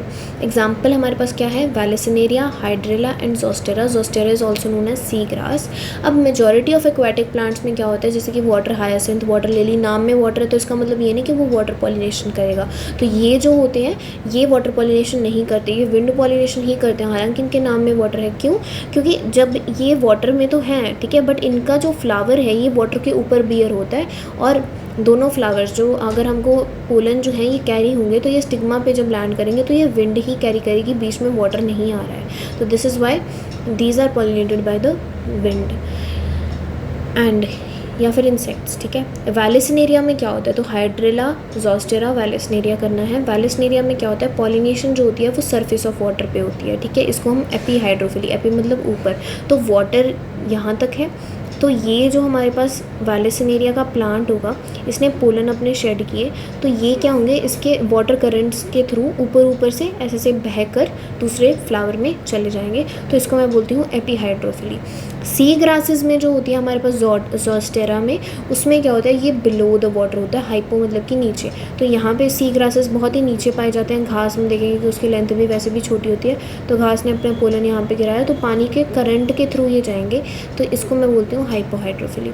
इन मोस्ट वाटर पॉलिनेटेड, ज़्यादातर जो वाटर पॉलिनेटेड स्पीशीज़ होती हैं, जो पोलन ग्रेन्स होते हैं, उनको प्रोटेक्ट किया जाता है वेटिंग से, मतलब गीले होने से, बाय म्यूसिलेजिनस कवरिंग, ठीक है। म्यूसिलेज की कवरिंग उसको से एक बैरियर क्रिएट कर देती है between the water and the pollen grain, क्योंकि वाटर एक मेटाबॉलिक रिएक्शंस का मीडियम है, तो सारे मेटाबॉलिक रिएक्शंस होने शुरू हो जाएंगे और पोलन जो है उसकी वायबिलिटी बहुत जल्दी लूज़ हो जाएगी। तो करके उसको प्रोटेक्ट किया जाता है बाय वेटिंग, बाय अ म्यूसिलेजिनस कवरिंग। देन आते हैं हमारे पास लिविंग एजेंट्स, जो कि हमारे पास बायोटिक एजेंट्स आ जाते हैं of pollination. Majority of flowering plants क्या यूज़ करते हैं, एनिमल्स को यूज़ करते हैं एज पॉलिनेटिंग एजेंट्स ज़्यादातर। मतलब पॉलिनेशन ज़्यादा कौन करता है, एबायोटिक फैक्टर्स या बायोटिक, तो मेजॉरिटी क्या यूज़ करते हैं, बायोटिक। बायोटिक में भी कौन कौन से, बीज, ठीक है, मधुमक्खियाँ। और अगर एबायोटिक की बात करें तो उसमें ज़्यादा कौन कर रहा है, हमारे पास विंड पॉलिनेशन ज़्यादा हो रही है as compare to water pollination. तो एनिमल्स में जो होते हैं इंसेक्ट्स, जो कि पर्टिकुलरली बीज होती हैं, they are dominant pollinating agents. और इनमें क्या होता है, कुछ प्राइमेट्स होते हैं, प्राइमेट्स जैसे कि लेमूर हो गया, ठीक है। लेमूर जो होता है हमारे पास, जैसे ह्यूमंस भी होते हैं, चिंपैंजीज, लंगूर, ये सब हमारे क्या हैं, प्राइमेट्स हैं। आर्बोरियल जो होते हैं, मतलब कि जो ट्रीज़ के ऊपर मिलते हैं। रॉडेंट्स और इवन रेप्टाइल्स, जैसे कि गेको लिजर्ड, गार्डन लिजर्ड है ना, जिसको हम कैलोटस बोल देते हैं। तो कैलोटस जो हमारे पास लिजर्ड होती है, ये सब भी हमारे पास, छिपकलियाँ, ये सब भी हमारे पास पॉलिनेटर्स होते हैं कुछ स्पीशीज़ के, इन स्पेशल केसेस, ठीक है। इंसेक्ट पॉलिनेटिंग फ्लावर्स जो होते हैं, क्योंकि इंसेक्ट्स उनको पॉलिनेट कर रहे हैं, तो फ्लावर्स को अपना ऐसा एवोल्यूशन करना पड़ा कि वो बड़े हों, कलरफुल हों, क्योंकि कलर से अट्रैक्ट होंगे पॉलिनेटर्स, बट ऑब्वियस है ये। तो लार्ज, कलरफुल, फ्रेग्रेंट, खुशबूदार होंगे, क्योंकि खुशबू से वो अट्रैक्ट होंगे अगेन। और उनमें नेक्टर होगा, क्योंकि नेक्टर क्या करता है, एक फ्लोरल रिवॉर्ड का काम करता है कि जैसे हमारे पास इंसेक्ट आया, वो हमारे पास फ्लावर के ऊपर बैठा, ठीक है, पॉलिनेशन उसने करवानी है, तो उसको कोई चीज़ तो चाहिए होगी। अगर हम किसी के लिए कोई काम करते हैं तो हम क्या वो एक्सपेक्ट कर रहे हैं कि हमको भी कोई फेवर मिलेगा। तो अगर वो अब पॉलिनेशन कर रहा है तो वो क्या फेवर मांग रहा है, वो एक रिवॉर्ड मांग रहा है, which is our nectar, or nectar. तो small flowers are clustered in an inflorescence to make them conspicuous. अब होता क्या है कि ये जो इंसेक्ट पॉलिनेटिंग फ्लावर्स होते हैं ना, ये होते बहुत छोटे हैं और ये दिखते नहीं हैं। तो जो चीज़ नहीं दिखती ना, उसको हम क्या बोलते हैं, इनकॉन्स्पिक्वस, ठीक है, इनकॉन्स्पिक्वस उसको बोलते हैं। और अगर हमको एक चीज़ को दिखाना है, क्योंकि हम चाहते हैं कि अगर फ्लावर्स छोटे हैं तो भी वो इंसेक्ट्स को दूर से दिख जाए कि अच्छा यहाँ पे फ्लावर्स है, मेरे को वहाँ पे जाना है, मेरे को वहाँ पे फ्लोरल रिवॉर्ड मिलेगा, पॉलिनेशन करवानी है, तो हम क्या कर देते हैं, छोटे छोटे फ्लावर्स का गुच्छा बना देते हैं, क्लस्टर बना देते हैं इन एन इन्फ्लोरेसेंस, और ताकि वो क्या बन जाए, कॉन्स्पिक्वस, मतलब हम उनको देख पाएँ। Animals are attracted to flowers by colour या फिर फ्रेग्रेंस, ठीक है। Flowers pollinated by flies and beetles. Now flies और बीटल्स, जो मक्खियाँ जो नॉर्मल होती हैं, हाउस फ्लाइज वगैरह, और बीटल्स जो होती हैं ब्लैक कलर की इंसेक्ट्स, ये क्या होते हैं, ये क्योंकि इनको ये गंदी स्मेल्स के अराउंड ज़्यादा रहते हैं, तो फ्लावर्स भी अगर चाहते हैं कि हमको इनसे पॉलिनेशन करवानी है, तो वो भी फाउल ओडर से क्रिएट करते हैं ताकि इन एनिमल्स को वो अट्रैक्ट कर पाएँ। और फ्लोरल रिवॉर्ड्स कौन कौन से होते हैं, एक तो नेक्टर और एक पोलन ग्रेन्स, ठीक है। पोलन ग्रेन्स अगेन न्यूट्रिशन का काम कर देता है, और नेक्टर अगेन हमारा न्यूट्रिशन का काम कर रहा है फॉर हमारे एनिमल्स या इंसेक्ट्स, ठीक है।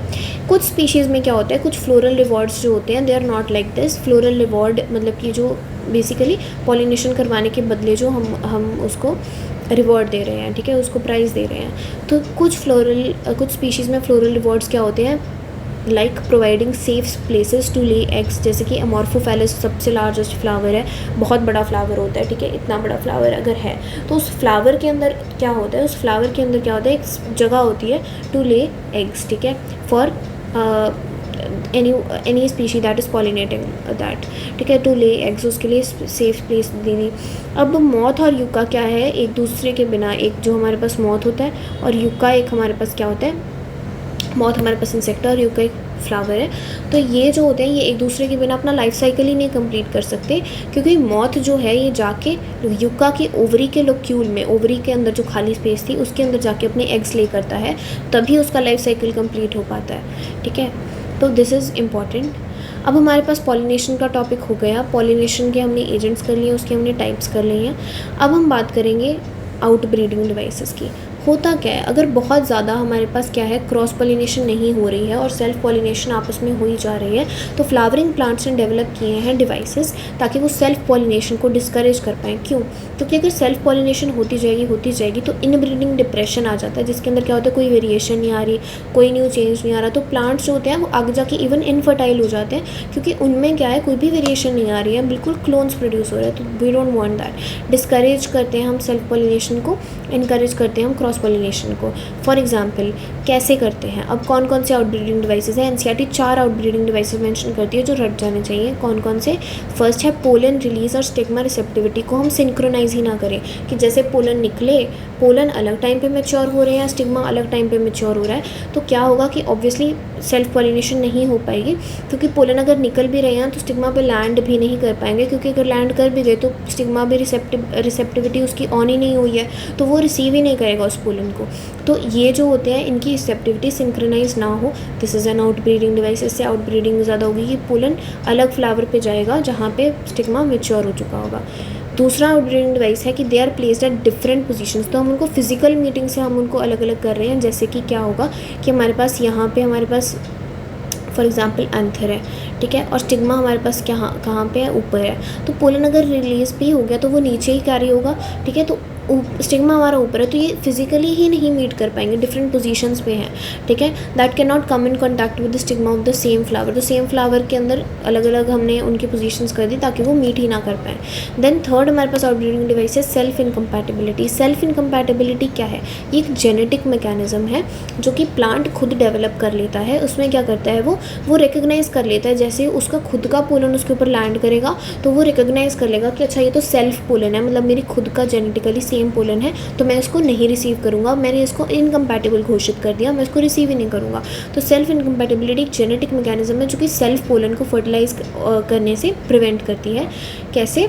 वो पोलन की जर्मिनेशन को इनहिबिट कर देगी और पोलन ट्यूब की ग्रोथ नहीं होने देगी। तो जैसे ही पोलन लैंड करता है ना, पहले तो वो हाइड्रेट करता है, मतलब बड़ा होता है, देन वो क्या करता है, जर्मिनेट करता है, मतलब उसमें से ट्यूब निकलनी शुरू होती है, तो वो ट्यूब ही नहीं निकलने देता।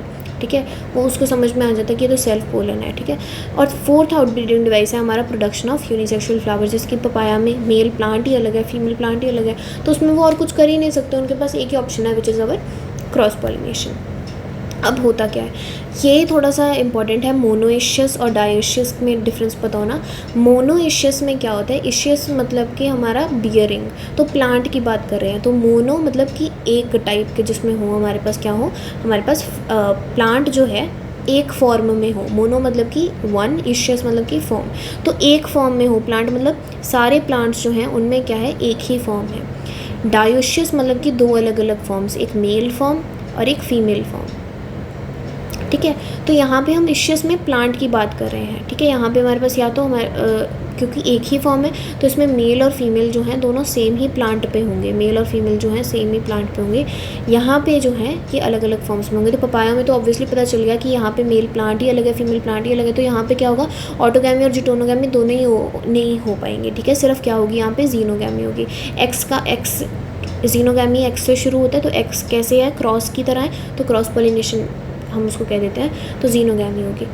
अब कैस्टर और मेज में क्या होते तो ये मोनोइशियस है, मतलब एक ही प्लांट पे मेल और फीमेल है, बट यहाँ पे ऑटोगैमी प्रिवेंट हो जाती है, बट जिटोनोगैमी नहीं प्रिवेंट होती। कहना क्या चाहता है कि कैस्टर और मेज के प्लांट्स जो हैं उनमें प्लांट तो सेम होता है, बट उसमें मेल फ्लावर्स अलग बियर होते हैं और फीमेल फ्लावर्स अलग बियर होते हैं, जिसके कारण वो ऑटोगैमी तो नहीं कर पाते बट जिटोनोगैमी कर पाते हैं। तो ये होता है, तो this is our thing that it is trying to say, मतलब होता तो ये बाइसेक्सुअल प्लांट है, बट होता क्या है, ये प्लांट बाइसेक्सुअल है, फ्लावर्स यूनिसेक्सुअल है, और वैसे ये मोनोइशियस है। तो यहाँ पे क्या है हमारे पास, autogamy is prevented but not geitonogamy. Then हमारे पास आता है pollen pistil interaction. Pollen pistil interaction क्या है, हमने पॉलिनेशन करवा दी, हमने स्टिग्मा तक पहुँचा दिया था पोलन को। ठीक है, पोलन को हमने यहाँ तक पहुँचा दिया, फिर उसके बाद क्या होती है, पोलन और पिस्टल के बीच में हमारे पास क्या है, इंट्रैक्शन होगी, जिसकी वजह से ग्रोथ होगी ट्यूब की और अंदर तक वो पहुँच पाएगा। तो ability of the pistil to recognise the pollen को पिस्टल जो है वो रिकोगनाइज करेगा बाय इट्स एक्सेप्टेंस या फिर रिजेक्शन। सेल्फ इनकम्पैटिबिलिटी में वो रिजेक्ट कर रहा है, is the result of continuous dialogue. Continuous उनके बीच में एक केमिकल डायलॉग चलता रहता है between pollen grains and pistil, और ये एक डायनामिक प्रोसेस है, मतलब कि ये अलग अलग फैक्टर से ये अफेक्ट होती है। दिस डायलॉग ये मीडिएट कौन करता है, केमिकल कॉम्पोनेंट्स, केमिकल्स एक दूसरे में बेसिकली एक दूसरे में मीडिएटेड एक कॉन्वर्सेशन करते हैं, जिसकी वजह से हमको पता चलता है। फॉलोइंग कंपैटिबल, जैसे ही कंपैटिबल पॉलिनेशन हुई तो पोलन ट्यूब क्या कर देती है, टिश्यू के थ्रू ग्रो करती है ऑफ द स्टिग्मा और स्टाइल, और उसके जो कंटेंट्स होते हैं, ठीक है, जिसको हम ट्रांसमिशन टिश्यू कह देते हैं। तो यहाँ पे ये जो पोलन ट्यूब है ये ग्रो कर रही है, ठीक है, ये किस टिश्यू के थ्रू ग्रो कर रही है, this is the transmission tissue, TT, जिसको हम बोल देते हैं स्टाइल का जो होता है, इसके थ्रू ये ग्रो करती है। एंड इसके जो पोलन कंटेंट्स होते हैं पोलन ग्रेन्स के, they move into the pollen tube. ठीक है, तो पोलन ग्रेन के जो कंटेंट्स होते हैं which are the 2 male gametes है ना जनरेटिव सेल के, तो वो सब क्या करते हैं, वेजिटेटिव सेल तो जो बड़ा वाला सेल था वो तो पोलन ट्यूब बना लेगा, और उस पोलन ट्यूब में क्या कर रहे थे, जनरेटिव सेल फ्लोट कर रहा था। ठीक है, कि तो जो हमारा फ्लोट कर रहे थे वो क्या कर जाते हैं, वो एंड पे आ जाते हैं, यहाँ पे 2 मेल गैमीट्स, और हमारे पास वेजिटेटिव सेल का न्यूक्लियस जो बच जाता है वो यहाँ पे तीनों यहाँ पे आ जाते हैं। ठीक है, the growing pollen tube carrying 2 non motile male gametes, ये चीज़ बहुत इंपॉर्टेंट है। एनसीईआरटी मेंशन करते हैं कि जो हमारे प्लांट्स हैं उनमें जो मेल गैमीट्स हैं they are non motile, unlike हमारे ह्यूमंस में, एनिमल्स में जो हमने मेल गैमीट्स देखे थे दे वर मोटाइल। ठीक है, तो वो क्या थे, वो मूव कर सकते थे। यहाँ पे मेल गैमीट्स नॉन मोटाइल है तो हमको एक पोलन ट्यूब बनानी पड़ी जिससे हम उसको पहुँचा पाएँ फीमेल गैमेटोफाइट तक। रीचेज द ओवरी, तो ये ओवरी को रीच करते हैं, एंटर करते हैं ओव्यूल को थ्रू द माइक्रोपाइल, पहले माइक्रोपाइल के थ्रू एंटर करेंगे, देन ये एंटर करते हैं सिनर्जिड्स को, मतलब माइक्रोपाइल प्रोफाइल जो पोर थी, देन सिनर्जिड्स जो हमारे की सेल्स थे एग के अराउंड, कैसे फिलीफॉर्म एपरेटस के थ्रू, जो कि सेलुलर थिकनिंग थी, तो फिलीफॉर्म एपरेटस के थ्रू गए, देन सिनर्जिड्स में गए, और सिनर्जिड उसको गाइड कर देता है इनटू द हमारा egg cell, which guides the entry of pollen tube into the egg cell, ठीक है। All these events from pollen deposition on the stigma, तो स्टिग्मा पे पोलन डिपोजिशन होने तक, until pollen tube enter the ovule, जहाँ तक वो pollen tube ovule के अंदर एंटर नहीं करती, इन सब जो इवेंट्स होते हैं इनको मैं क्या बोल देती हूँ, पोलन पिस्टल इंट्रैक्शन। तो इसमें क्या हुआ, पोलन आया, जुड़ा हमारे स्टिग्मा पे, उसकी हाइड्रेशन हुई, उसकी जर्मिनेशन हुई, पोलन ट्यूब की ग्रोथ हुई इनटू द हमारा पिस्टल, इनटू द स्टाइल, ठीक है। फाइनली वो क्या हुआ, हमारे ओवरी में एंटर हुआ, देन वो हमारे किस में एंटर हुआ, इनटू द ओव्यूल। तो this was our pollen pistil interaction. अब इसकी नॉलेज क्यों इंपॉर्टेंट है, knowledge gained in pollen pistil interaction can help plant breeders even in compatible pollination to get desired hybrids. तो डिजायर्ड हाइब्रिड्स अगर हमको चाहिए तो उसके लिए हमको नॉलेज होनी चाहिए पोलन पिस्टल इंट्रैक्शन की। डिजायर्ड हाइब्रिड हम कैसे बनाएंगे, हमको पता होना चाहिए कि अगर एक प्लांट का पोलन और दूसरी प्लांट का हमको पिस्टल का हमको फर्टिलाइजेशन करवानी है, तो हमको बीच वाले इवेंट्स की नॉलेज तो होनी चाहिए ताकि हम उनको रेप्लिकेट कर पाएँ और आर्टिफिशियली प्लांट्स बना पाएँ। और कॉन्टिन्यूड सेल्फ पॉलिनेशन की वजह से क्या होती है, इनब्रीडिंग डिप्रेशंस होती हैं, जिसके कारण हमने क्या बनाई थी, आउटब्रीडिंग डिवाइसेस बनाई थी। अब आता है टॉपिक हमारा आर्टिफिशियल हाइब्रिडाइजेशन का। नाउ आर्टिफिशियल हाइब्रिडाइजेशन होती क्या है, आर्टिफिशियल हाइब्रिडाइजेशन में हम क्या कर रहे होते हैं, अगर फीमेल का जो पेरेंट है, ठीक है, अगर फीमेल पेरेंट में क्या है, हमारे पास बाइसेक्सुअल फ्लावर्स हैं, मतलब कि हमारे पास क्या है, हमारे पास दोनों जो फ्लावर है उसके अंदर मेल पार्ट भी है, फीमेल पार्ट भी है। तो क्या होता है, मतलब बेसिकली आर्टिफिशियल हाइब्रिडाइजेशन में हम सुपीरियर वेराइटीज़ फॉर्म करते हैं। हम अगर हमको फॉर एग्जांपल मैंगो है, ठीक है, हमको उसकी सुपीरियर वेराइटी बनानी है जो कि ज़्यादा टेस्टी हो, ज़्यादा डिजीज़ रेजिस्टेंट हो, तो मैं उसको आर्टिफिशियली हाइब्रिडाइज़ करूँगी, ठीक है। और उसमें क्या होता है, ऐसी क्रॉसिंग में क्या होता है कि जो डिज़ायर्ड पोलन है उसको मैं यूज़ करती हूँ फॉर पॉलिनेशन, और स्टिग्मा को प्रोटेक्ट करती हूँ फ्रॉम कंटामिनेशन, फ्रॉम अनवांटेड। तो मैं क्या कर रही हूँ, देखो नॉर्मली क्या हो रहा है, मेरे पास एक फ्लावर है, उसके अंदर जो मेल हमारे पास पोलन है वो जाके फीमेल के पार्ट पे लग रहा है, this is normal fertilisation. But अगर मैं इसको आर्टिफिशियली कर रही हूँ, मतलब मैं एक पर्टिकुलर टाइप का पोलन ले रही हूँ और पर्टिकुलर टाइप का फीमेल फ्लावर पिस्टल ले रही हूँ और उसको अपनी मर्ज़ी से करवा रही हूँ, तो दैट इज़ आर्टिफिशियल हाइब्रिडाइजेशन। और इसमें मैं क्या करवा रही हूँ, डिज़ायर्ड पोलन को मैं यूज़ कर रही हूँ, और उसको मैं प्रोटेक्ट कैसे कर रही हूँ बाकी सारे पोलन से, क्योंकि अगर मैंने अपने डिज़ायर्ड पोलन डालना तो बाकी भी तो डल सकते हैं, तो उसको मैं प्रोटेक्ट करती हूँ from contamination by emasculation and bagging. Emasculation मतलब कि हमारा जो फ्लावर है उसके ऊपर जो बाकी मेल हमारे पास स्टेमन थे उनको मैंने रिमूव कर दिया, that is the process called emasculation, emasculation, ठीक है। मैस्कुलिन जो पार्ट था उसको मैंने हटा दिया, और फिर बाद में जो हमारे पास सिर्फ फीमेल पार्ट बचा उसको मैंने बैग कर दिया, मतलब मैंने उसको क्या कर दिया, प्रोटेक्ट कर दिया बाकी सारे जितने भी हमारे पास पोलन आ सकते थे, तो उसकी बैगिंग कर दी, किसके साथ, बटर पेपर के साथ। कौन सी पेपर के साथ, बटर पेपर के साथ। तो इसमें क्या होता है, अगर मेरे पास बाइसेक्सुअल फ्लावर्स है, मतलब कि मेल और फीमेल पार्ट दोनों है हमारे पास फ्लावर में, तभी इमैस्कुलेशन की ज़रूरत है। ऑब्वियसली अगर हमारे पास फ्लावर यूनिसेक्सुअल है, मतलब है ही फीमेल फ्लावर, तो उसके अंदर इमैस्कुलेशन तो मैं कैसे करूँगी, मैस्कुलिन पार्ट ही नहीं है क्योंकि उसमें, ठीक है। तो दैट इज़ द थिंग। अब ये हो गया आर्टिफिशियल हाइब्रिडाइजेशन। तो होता क्या है हमारे पास, अब फाइनली क्या हो गया, पोलन ट्यूब हमारे पास आ गई है। कहाँ पे आ गई है हमारे पास pollen tube, into the ovary, ovule में पहुँच चुकी है, पोलन पिस्टल इंट्रैक्शन, पॉलिनेशन होगी, पोलन पिस्टल इंट्रैक्शन होगी। अब वो ओव्यूल के अंदर हमारी एंटर कर चुकी है, सिनर्जिड्स ने उनको गाइड कर दिया है। अब पोलन ट्यूब क्या करती है, रिलीज़ कर देती है 2 male gametes into the cytoplasm of the synergid. तो सिनर्जिड जो हमारे पास फिलीफॉर्म एपरेटस वाला था, वहाँ पे उसने अपने दोनों मेल गैमीट्स रिलीज़ कर दिए। अब इनमें से जो एक मेल गैमीट होता है वो साथ में जो इसके एग पड़ा होता है उसके साथ फ्यूज़ कर जाता है। तो एक मेल गैमीट इसके साथ फ्यूज़ करके क्या बना लेगा, हमारे पास जाइगोट बना लेगा, और इस प्रोसेस को मैं कह देती हूँ सिनगैमी, ठीक है, जिसको मैं फर्टिलाइजेशन कह देती हूँ। और दूसरा जो मेल गैमीट होता है वो क्या करता है, जो हमारे पास बीच में पोलर न्यूक्लियाई नहीं पड़े थे सेंट्रल सेल के अंदर, उनके साथ जाके फ्यूज़ कर जाता है, और एक ट्रिप्लॉइड, क्योंकि वो N और N थे 2 न्यूक्लियस, और एक N हमारे पास मेल गैमीट का आ गया, तो क्या बन गया, 3N हो गया। तो प्राइमरी एंडोस्पर्म न्यूक्लियस बना लेता है जो कि एक ट्रिप्लॉइड स्ट्रक्चर है। This is a characteristic feature of angiosperms, ठीक है, ये सिर्फ एंजियोस्पर्म्स में देखने को मिलता है। तो ये एक ट्रिप्लॉइड प्राइमरी एंडोस्पर्म न्यूक्लियस बनाता है जिसको मैं पेन बोलती हूँ, और इस प्रोसेस को हम बोलते हैं ट्रिपल फ्यूजन, ठीक है, जिसमें हमारे पास 3 चीज़ें फ्यूज़ कर रही हैं, 2 पोलर न्यूक्लियाई और एक मेल गैमीट। और क्योंकि यहाँ पे दो जगह पे फर्टिलाइजेशन हो रही है, एक में तो हमारे पास एग सेल के साथ हो रही है और दूसरे में हमारे पास दो पोलर न्यूक्लियाई के साथ हो रही है।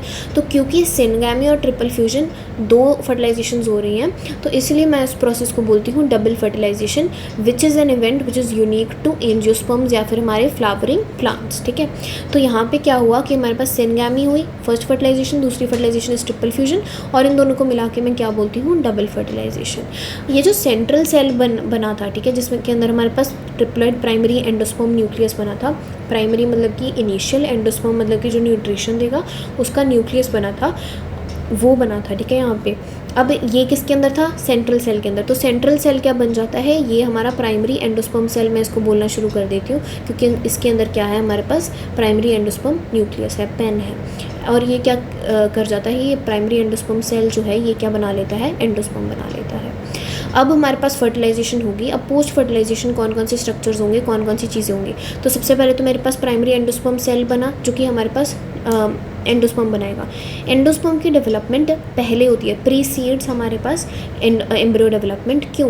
क्योंकि अगर हमने एम्ब्रियो को डेवलप करना है तो हमको उसको डेवलप करने के लिए कोई न्यूट्रिशन देना होगा, कोई चीज़ देनी होगी। तो वो चीज़ क्या कौन प्रोवाइड करता है हमारे पास, न्यूट्रिशन एंडोस्पर्म प्रोवाइड करता है। तो एंडोस्पर्म की डेवलपमेंट जो होती है वो एम्ब्रियो की डेवलपमेंट को क्या करती है, प्रीसीड करती है। और जो सेल्स होते हैं ट्रिप्लॉइड एंडोस्पर्म के, उनके अंदर बहुत सारा क्या होता है, रिजर्व फूड मटेरियल भरा हुआ होता है। तो the cells of the triploid endosperm are filled with reserve food material, और इनको कौन यूज़ करता है, हमारा डेवलपिंग एम्ब्रियो। और सबसे कॉमन टाइप ऑफ एंडोस्पर्म जो होता है that is the nuclear type. Nuclear type में क्या होता है, एंडोस्पर्म में हमारे पास न्यूक्लियस ऐसे फ्री में पड़े होते हैं। ठीक है, इसमें क्या होता है, प्राइमरी एंडोस्पर्म न्यूक्लियस वो undergo successive nuclear division to give free nuclei, और इसमें सेल वॉल नहीं बनती है। जैसे कि कोकोनट का वाटर होता है, ठीक है, पानी जो होता है उसमें क्या होता है, फ्री न्यूक्लियस ऐसे तैर रहे होते हैं, तो इसके अंदर वॉल नहीं बनी होती। तो दिस इज़ कोकोनट वाटर। और सराउंडिंग का जो खोपा, जो हम वाइट वाला पार्ट खाते हैं कोकोनट का, एक्चुअल में कर्नल जिसको हम बोलते हैं, तो वो जो होता है पार्ट, उसके अंदर क्या होता है, न्यूक्लियस बन गए होते हैं, और उनके अंदर क्या बन जाती है, हमारे पास सेल वॉल भी बन जाती है। तो that is our cellular endosperm, that is the cellular endosperm. अब ये हमारे पास एंडोस्पर्म बन गया, देन हमारे पास क्या बनता है, एम्ब्रियो बनता है। एम्ब्रियो कहाँ बना था हमारे पास, जो हमारे पास जाइगोट बना था वो हमारा किस में डेवलप हो जाएगा, इनटू द एम्ब्रियो। तो जो हमारे पास जो सिनर्जिड्स के थ्रू हमारा मेल गैमीट आया था, जो कि एग सेल के साथ फ्यूज़ करा था, उसने हमारे पास सिनगैमी के थ्रू क्या बनाया था, जाइगोट, जो कि आगे जाके किस में डेवलप हो जाएगा, इनटू द एम्ब्रियो। और ये जो एम्ब्रियो होता है ये कहाँ पे डेवलप हो रहा है, एट द माइक्रोपाइलर एंड। क्यों? क्योंकि हमारा एग सेल कहाँ पे सिचुएटेड था, माइक्रोपाइलर एंड पे सिचुएटेड था। तो यहाँ पे जाइगोट जहाँ पे जाइगोट सिचुएटेड था वही हमारा एम्ब्रियो बनाएगा। ज़्यादातर जाइगोट्स जो होते हैं वो तभी डिवाइड करना शुरू करते हैं, वो तभी अपनी एम्ब्रियोनिक डेवलपमेंट शुरू करते हैं जब उनको पता है कि एक पर्टिकुलर अमाउंट ऑफ एंडोस्पर्म बन गया जो हमको एम्ब्रियोनिक डेवलपमेंट करने में न्यूट्रिशन प्रोवाइड करेगा। और ये जो एडाप्टेशन होती है ये एश्योर्ड न्यूट्रिशन प्रोवाइड करने के लिए हुई है फ्लावरिंग प्लांट्स में, ताकि हर बार जब भी एम्ब्रियोनिक डेवलपमेंट हो रही हो तब उनको एश्योर्ड न्यूट्रिशन मिलता रहे। तभी जो एंडोस्पर्म की डेवलपमेंट है that precedes the embryo development.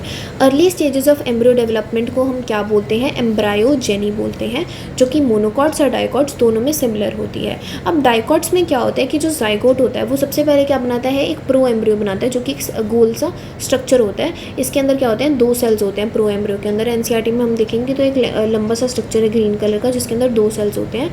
ठीक है, एक हमारे पास सस्पेंसर सेल होता है और एक हमारे पास ग्रोइंग वाला सेल होता है। अब ये आगे जाके क्या करता है, ग्लोब्यूलर एम्ब्रियो बनाता है। ठीक है, क्या बनाता है, ग्लोब्यूलर एम्ब्रियो बनाता है। ग्लोब्यूलर आगे जाके एक हार्ट शेप्ड में बदल जाता है। अब ये हार्ट शेप्ड में क्यों बदलता है, क्योंकि इसके अंदर दो कॉटिलेडन्स बनने होंगे। ठीक है, और ये जो दो कॉटिलेडन्स होते हैं ये बेसिकली ऐसे एक हार्ट शेप में फॉर्म हो जाते हैं। ये सस्पेंसर होते हैं जिसके थ्रू ये अटैच्ड होता है ऊपर हमारे पास हमारी एक्सेस से।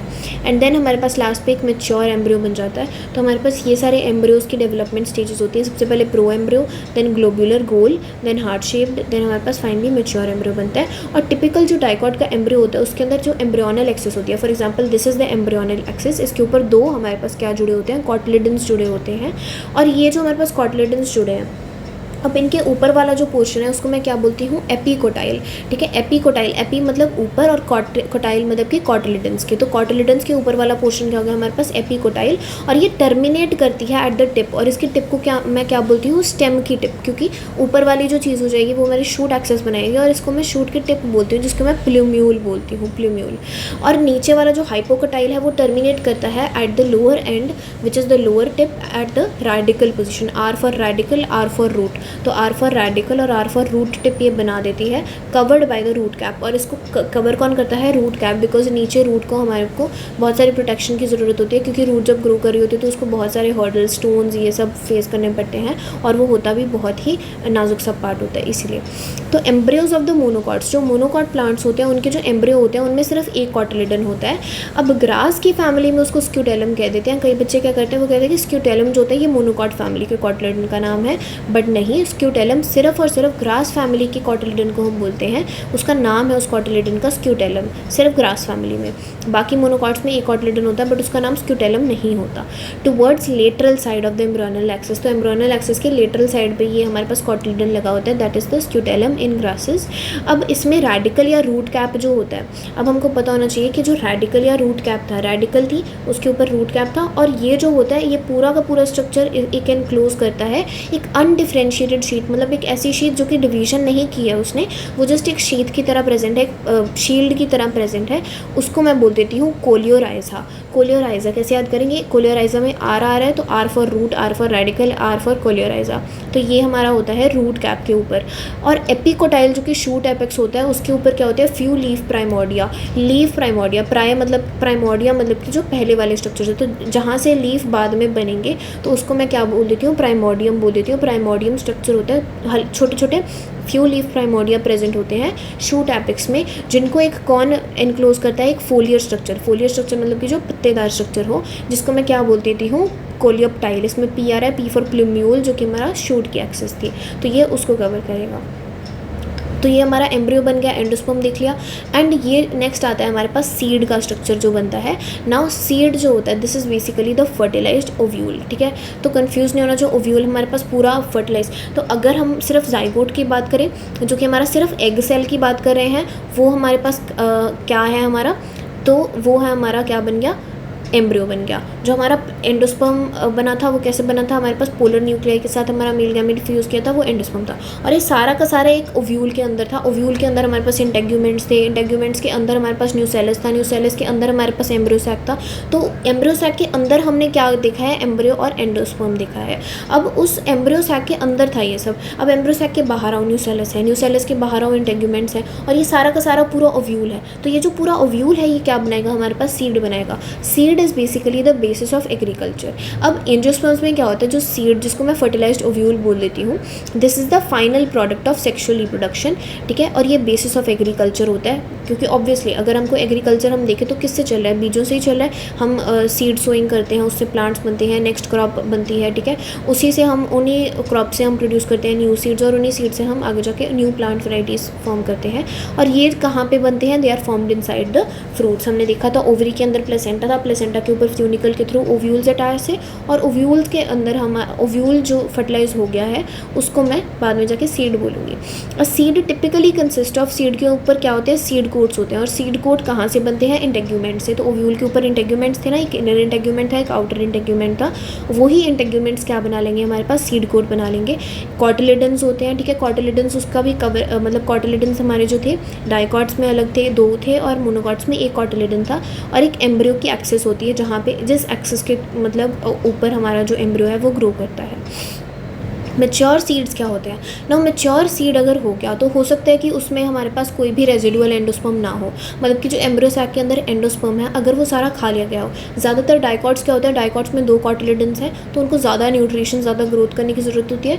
तो क्योंकि वो ज़्यादा ग्रोथ करते हैं तो उनको ज़्यादा न्यूट्रिशन चाहिए, तो वो सारा का सारा एंडोस्पर्म कंज्यूम कर लेते हैं। तो वो क्या बन जाते हैं, वो नॉन एल्ब्यूमिनस या एक्स एल्ब्यूमिनस बन जाते हैं, मतलब कि उनका सारा एंडोस्पर्म कंज्यूम हो चुका है। तो ज़्यादातर ये कहाँ पे देखा गया है, इन डाइकॉट्स। तो जो मेच्योर सीड्स क्या हो जाते हैं, ये नॉन एल्ब्यूमिनस या एक्स एल्ब्यूमिनस हो जाते हैं। फॉर एग्जांपल इसका एग्जांपल है मटर और मूंगफली, P and groundnut. Albuminous seeds क्या होते हैं, जिनके अंदर एल्ब्यूमिन मतलब कि हमारा कुछ अमाउंट ऑफ हमारा एंडोस्पर्म रह जाता है। Albumin is nothing but a kind of protein, ठीक है, जो कि अगेन न्यूट्रिशन प्रोवाइड करता है। This retains a part of endosperm. Example हमारे पास ज़्यादातर मोनोकॉट्स में देखने को मिलता है, बट एक्सेप्शंस होती हैं ऑब्वियसली। अब इसके एग्जाम्पल कौन कौन से हैं, वीट है, मेज़, बार्ली, कैस्टर, कोकोनट, ठीक है। कोकोनट तो हमको पता ही है क्योंकि ये हमारे पास मोनोकॉट है, ठीक है, और इसमें क्या है, एंडोस्पर्म हमारे पास बच रहा था। हम देखते हैं कोकोनट हम खरीदते हैं तो उसके अंदर कोकोनट का पानी होता है, वाइट कर्नल होता है, तो ये क्या है, ये एंडोस्पर्म ही है। हमारे पास cellular endosperm, free nuclear endosperm ये देखने को मिलता है, तो this is an albuminous seed. अब हम देखते हैं यहाँ पे एक चीज़ हमको बताई गई है कि अगर हम सीड देखें, एम्ब्रियो सैक के अंदर तो चलो हमारे पास क्या है, एम्ब्रियो और एंडोस्पर्म बन ही रहा है, उसके बाहर अगर हम देखें हमारे पास न्यूसेलस था, है ना। अगर वो न्यूसेलस पूरा कंज्यूम हो गया, जो कि नॉर्मल कंडीशंस में होता है, तब तो ठीक है।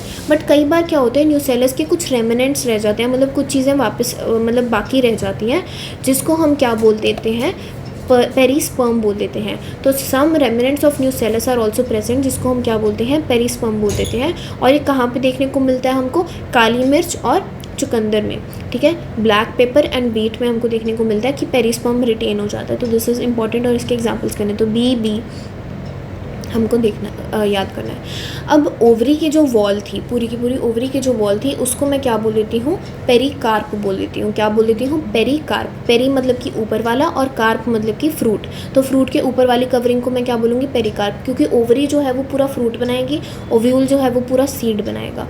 तो ये जो पेरिकार्प होती है, अब ज़्यादातर हम देखते हैं कि फ्रूट्स जो होते हैं वो हमारे ओवरी से डेवलप करते हैं, उनको मैं बोल देती हूँ ट्रू फ्रूट्स। बट कई बार क्या होता है कि हमारे पास ये थैलेमस है, यहाँ पे हमारे पास थैलेमस है, और यहाँ पे हमारे पास ओवरी है। अब कई बार क्या होता है कि फ्रूट यहाँ की जगह पे वो थैलेमस, ये जो नीचे वाला पार्ट है ना, ये वाला, इससे डेवलप होना शुरू हो जाता है। फॉर एग्जांपल हमको कई बार देखने को मिलता है एप्पल, स्ट्रॉबेरी, कैश्यू, ये एग्जांपल्स हमको पता होना चाहिए, ठीक है। ASC, Apple, strawberry and cashew etcetera, इनमें थैलेमस ऑल्सो कॉन्ट्रीब्यूट्स, मतलब कि सिर्फ और सिर्फ थैलेमस नहीं, बट ओवरी जो है ये पूरा इनक्लोज कर लेती है इस थैलेमस को, मतलब कि ये पूरा का पूरा स्ट्रक्चर ही हमारे पास क्या बना देता है, फ्रूट बना देता है। तो ये जब ये पूरा स्ट्रक्चर बनाएगा तो that is called our false fruit या स्यूडोकार्प, ठीक है। तो इसको मैं क्या बोल देती हूँ, फॉल्स फ्रूट। अब एक आता है पार्थिनोकार्पिक फ्रूट। पार्थिनोकार्पिक फ्रूट क्या होता है, जब मैं फ्रूट को विदाउट फर्टिलाइजेशन बना लूँ तो मैं उसको पार्थिनोकार्पिक फ्रूट बोलती हूँ। ये बनता कैसे, आप सोचोगे कि फर्टिलाइजेशन के बिना कैसे फ्रूट बन रहा है। बेसिकली जब हमारे पास क्या होता है, हमारे पास डबल फर्टिलाइजेशन होगी तो प्लांट में ना सिग्नल जाता है और वो ऑक्सीजन बहुत ज़्यादा रिलीज़ करवा देते हैं, और ये जो ऑक्सीजन है ना, यही ओवरी को डेवलप बड़ा करवा के हमारे को इसको फ्रूट में डेवलप करवाता है। तो ओवरी को जब फ्रूट में कन्वर्ट हो रही होती है ना, तो वो हार्मोन्स के थ्रू हो रही होती है, हार्मोनल होता है। कई बार क्या होता है, कुछ ऐसे चेंजेस हो जाते हैं, फर्टिलाइजेशन के बिना ही ये हार्मोन्स रिलीज़ हो जाते हैं। ऑक्सीजन प्लांट में अगर बढ़ जाएगा तो क्या हो जाएगा कि हमारी जो ओवरी है वो फ्रूट में डेवलप हो जाएगी विदाउट फर्टिलाइजेशन। तो parthenocarpic fruits develop without fertilisation, और नेचुरल पार्थिनोकार्पी हमको बनाना में देखने को मिलती है। अब कुछ NCERT फैक्ट्स बताती है कि एक हमारे पास प्लांट है ल्यूपिनस आर्क्टिकस, नाम से पता चल रहा है आर्क्टिकस मतलब आर्कटिक जगह पे मिला होगा, आर्कटिक तुंद्रा में ये मिला था। इसका जो बीज था जर्मिनेट किया और फ्लावर भी किया after an estimated record of 10,000 साल बाद। 10,000 साल पुराना बीज था जो कि अब जाके जर्मिनेट और फ्लावर किया। दैट मीन्स कि इसका हम देखते हैं कि सीड की वायबिलिटी भी कितनी ज़्यादा है। डोरमेंसी के पीरियड में रहा होगा 10,000 साल, मतलब कि इनएक्टिव रहा होगा, कोई चीज़ नहीं की होगी, एंड देन जब उसको सूटेबल कंडीशंस दी गई है ना, इंड्यूस की गई, तो वो जर्मिनेट भी किया और फ्लावर भी किया। ऑफ डोरमेंसी, 10,000 साल ऑफ डोरमेंसी में था। डोरमेंसी कुछ भी नहीं है, एक ऐसा पीरियड होता है जब जो सीड होता है वो अपनी मेटाबॉलिक एक्टिविटी स्टॉप कर देता है और एक पॉज में आ जाता है। दूसरा प्लांट है फीनिक्स डैक्टिलीफेरा। डैक्टिलीफेरा डेट नाम ऐसा सा याद आ रहा है, तो डेट पाम हम उसको कह देते हैं। ये कहाँ पे मिला था, at King Herod's place near Dead Sea, just fact है, याद करना है। और ये कितने टाइम तक वायबल रहा, 2000 साल तक ये वायबल रहा, ठीक है। तो ये मतलब कितने टाइम तक ये फंक्शनल रहा, 2000 साल तक, which is a huge time. और लास्ट में हमारे पास एक छोटा सा टॉपिक आता है एपोमिक्सिस एंड पॉलीएम्ब्रायनी। जैसे हमने फ्रूट डेवलप किया विदाउट फर्टिलाइजेशन, उसको मैं क्या बोल देती हूँ, पार्थिनोकार्पी। वैसे ही मैं सीड को डेवलप कर सकती हूँ without fertilisation, that is called apomixis. और ये जो है ये बहुत ही इंपॉर्टेंट टेक्निक है। इम्पॉर्टेंट के साथ में हम देखेंगे कि इसमें क्या है कि कहाँ कहाँ पे देखने को मिलती है। कुछ हम देखते हैं कि एस्टेरेसी है जो कि हमारी मैरीगोल्ड, ठीक है, ये सब की फैमिली होती है, सनफ्लावर इनकी फैमिली होती है। और ग्रासेस में क्या देखा है, वहाँ पे एक स्पेशल मैकेनिज्म इवॉल्व हुआ गया है to produce seeds without fertilisation, जिसको मैं क्या बोलती हूँ, apomixis. It is a form of asexual reproduction जो कि मिमिक करती है सेक्सुअल रिप्रोडक्शन। मतलब फर्टिलाइजेशन तो नहीं हुई, फर्टिलाइजेशन नहीं हुई तो है तो एसेक्सुअल रिप्रोडक्शन ही, बट क्या हुआ, हमारे पास सीड प्रोड्यूस हो गया। और सीड क्या है, रिजल्ट ऑफ सेक्सुअल रिप्रोडक्शन। तो ये क्या कर रही है तो एसेक्सुअल रिप्रोडक्शन, बट ये मिमिक किसको कर रही है, सेक्सुअल रिप्रोडक्शन को। अब कुछ स्पीशीज़ में क्या होता है, एक डिप्लॉयड एग सेल बन जाता है। मतलब होता क्या है बेसिकली, हमने फ्रूट विदाउट फर्टिलाइजेशन की बात की, सीड विदाउट फर्टिलाइजेशन की बात की। कई बार क्या होता है, एक एम्ब्रियो विदाउट फर्टिलाइजेशन बन जाता है। जब क्या होता है, एग जो होता है दिस सिंपली हमारा क्या होता है, ये कोई भी हमारा फ्यूजन के थ्रू नहीं जाता, कुछ भी नहीं, फर्टिलाइजेशन नहीं हो रही होती। एक डिप्लॉयड एग सेल, जो एग सेल होता है वो हैप्लॉयड की जगह क्या हो जाता है, यही हमारा डिप्लॉयड रह जाता है। और ये क्या होता है, रिडक्शन डिवीजन नहीं करता, मतलब कि मियोसिस जो है ये नहीं करता। मियोसिस के बिना ही ये क्या कर लेता है, डेवलप कर जाता है into an embryo without fertilisation. तो हमने fruit without fertilisation, seed without fertilisation, embryo without fertilisation, सबके नाम पता होना चाहिए। इसका नाम तो नहीं पता बट हमको पता होना चाहिए कि कई बार होता है। सीड विदाउट फर्टिलाइजेशन एपोमिक्सिस कहते हैं और फ्रूट विदाउट फर्टिलाइजेशन को हम पार्थिनोकार्पी कह देते हैं। कई स्पीशीज़ जैसे सिट्रस के जो फ्रूट्स होते हैं, ऑरेंज, लेमन, ये सब होता है। मैंगो में हम क्या देखते हैं कि अगर हम उसको खोल के देखें, अगर आप मैंगो की गुठली को कभी भी खोल कर देखोगे आपको उसमें से छोटे छोटे 2-3 टुकड़े दिखेंगे, ठीक है। और सिट्रस के भी इवन अगर आप नींबू का बीज लोगे, ठीक है, बीज की अगर आप ऊपर वाली कवरिंग उतार दोगे ना, छोटा सा बीज होता है, उसके अंदर से भी आपको 3-4 ऐसे डंठल से मिलेंगे, 3-4 टुकड़े मिलेंगे। तो इसमें क्या होता है कि जो न्यूसेलस के सेल्स होते हैं वो एम्ब्रियो सैक के अंदर घुस जाते हैं, प्रोट्रूड कर जाते हैं, और वो क्या कर जाते हैं, वो भी एम्ब्रियो में डेवलप हो जाते हैं। तो एक ही हमारे पास ओव्यूल के अंदर बहुत सारे हमारे पास एम्ब्रियोज बन जाते हैं, जिस कंडीशन को मैं क्या बोल देती हूँ, पॉली एम्ब्रायनी बोल देती हूँ। तो ये हमको कहाँ पे देखने को मिलती है, सिट्रस में और मैंगो में। कहाँ पे, सिट्रस में और मैंगो में, ठीक है। नेक्स्ट हमारे पास आता है hybrid seeds. Hybrid seeds have to be produced every year. ना होता क्या है कि अगर हम देखें हाइब्रिड सीड्स हमको प्रोड्यूस करने हैं तो पहले क्या करना पड़ता था, हर साल नए हाइब्रिड सीड्स प्रोड्यूस करने पड़ते थे। क्योंकि जो प्रोजेनी, जो हमने हाइब्रिड सीड लगा दिया है ना, प्लांट कर दिया, उससे जो प्लांट होता था वो जब सीड्स प्रोड्यूस करता था तो वो वायबल नहीं होते थे। और अगर वो प्लांट प्रोड्यूस भी करेंगे तो वो पुराने टाइप का, मतलब कि नॉन हाइब्रिड प्लांट ही प्रोड्यूस करेंगे। तो ये क्या क्यों, क्योंकि उसके जो कैरेक्टर्स हो जाते थे वो क्या कर जाते थे, सेग्रीगेट कर जाते थे और ये मेंटेन नहीं कर पाते थे अपने हाइब्रिड कैरेक्टर्स को। बट अगर मैंने हाइब्रिड सीड्स को एपोमिक्स, तो एपोमिक्सिस का क्या फंक्शन है कि ये जब मैं इनको हाइब्रिड सीड्स को एपोमिक्स बना देती हूँ, मतलब कि वो बेसिकली एसेक्सुअल रिप्रोडक्शन कर पा रहे हैं, फर्टिलाइजेशन की ज़रूरत ही नहीं है ना सीड प्रोड्यूस करने में, बस मैंने उनका क्लोन बना दिया विदाउट एनी सेक्सुअल रिप्रोडक्शन जो कि मिमिक कर रही है। तो सेग्रीगेशन नहीं होती कैरेक्टर्स की इन द हाइब्रिड प्रोजेनी। तो करके हमारे पास ईजी हो गया कि जैसे ही मैंने सीड्स को एपोमिक्स बनाया तो क्या हुआ, सीड को मैंने लगाया, प्लांट पे लगा और उसी प्लांट के सीड्स को मैं एपोमिक्स हैं क्योंकि वो प्रोड्यूस कर पा रहे हैं न्यू प्लांट्स को। तो एक्टिव रिसर्च इसीलिए चल रही है ताकि हम जेनेटिक्स इसकी अच्छे से अंडरस्टैंड कर पाएँ और ट्रांसफ़र कर पाएँ एपोमिक्टिक जीन्स को इनटू द हाइब्रिड वेराइटीज़। तो this is why it is very important to understand this phenomena of apomixis and polyembryony. और इसी के साथ हमारा जो चैप्टर है उसके रिवीजन और उसकी हमारे पास 1 शॉर्ट लेक्चर ख़त्म होता है। Thank you so much, keep studying, keep hustling.